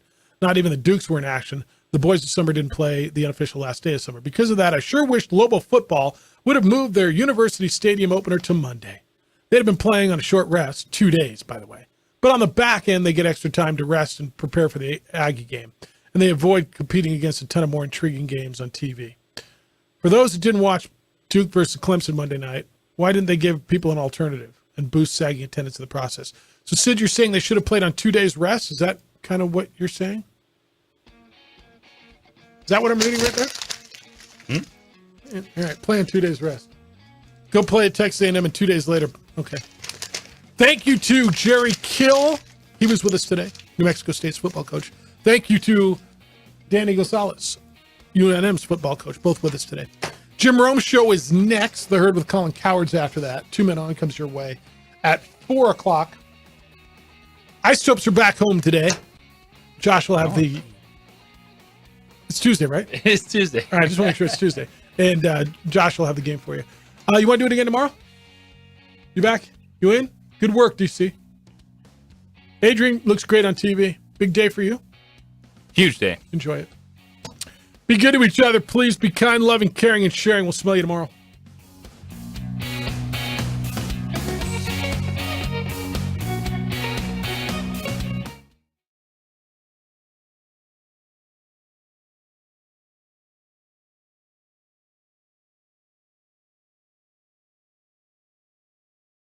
Here at Clark's Pets, we understand your pets. We take meticulous time to find out more about them. Dig deep into their world to understand their needs. We do research for knowledge of each pet, so you can trust Clark's Pets to provide you the best products and service for your pets, because we work hard to understand all of their needs. Clark's Pet Emporium, your pet's second best friend. For 50 years, Clark's Pet Emporium has been your pet's favorite stop. I am Michael Azera, midfielder for New Mexico United. Clark's support for the United is an example of their commitment to local partnerships.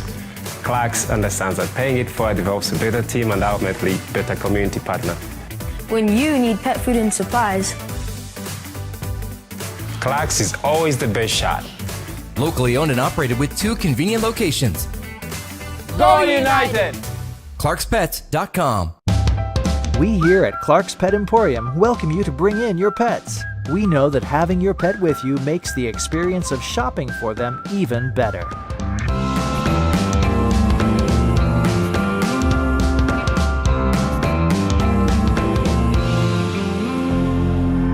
And we welcome you to bring your kids also. Clark's Pet Emporium, your pet's second best friend. We would like to thank the following sponsors for making this broadcast possible.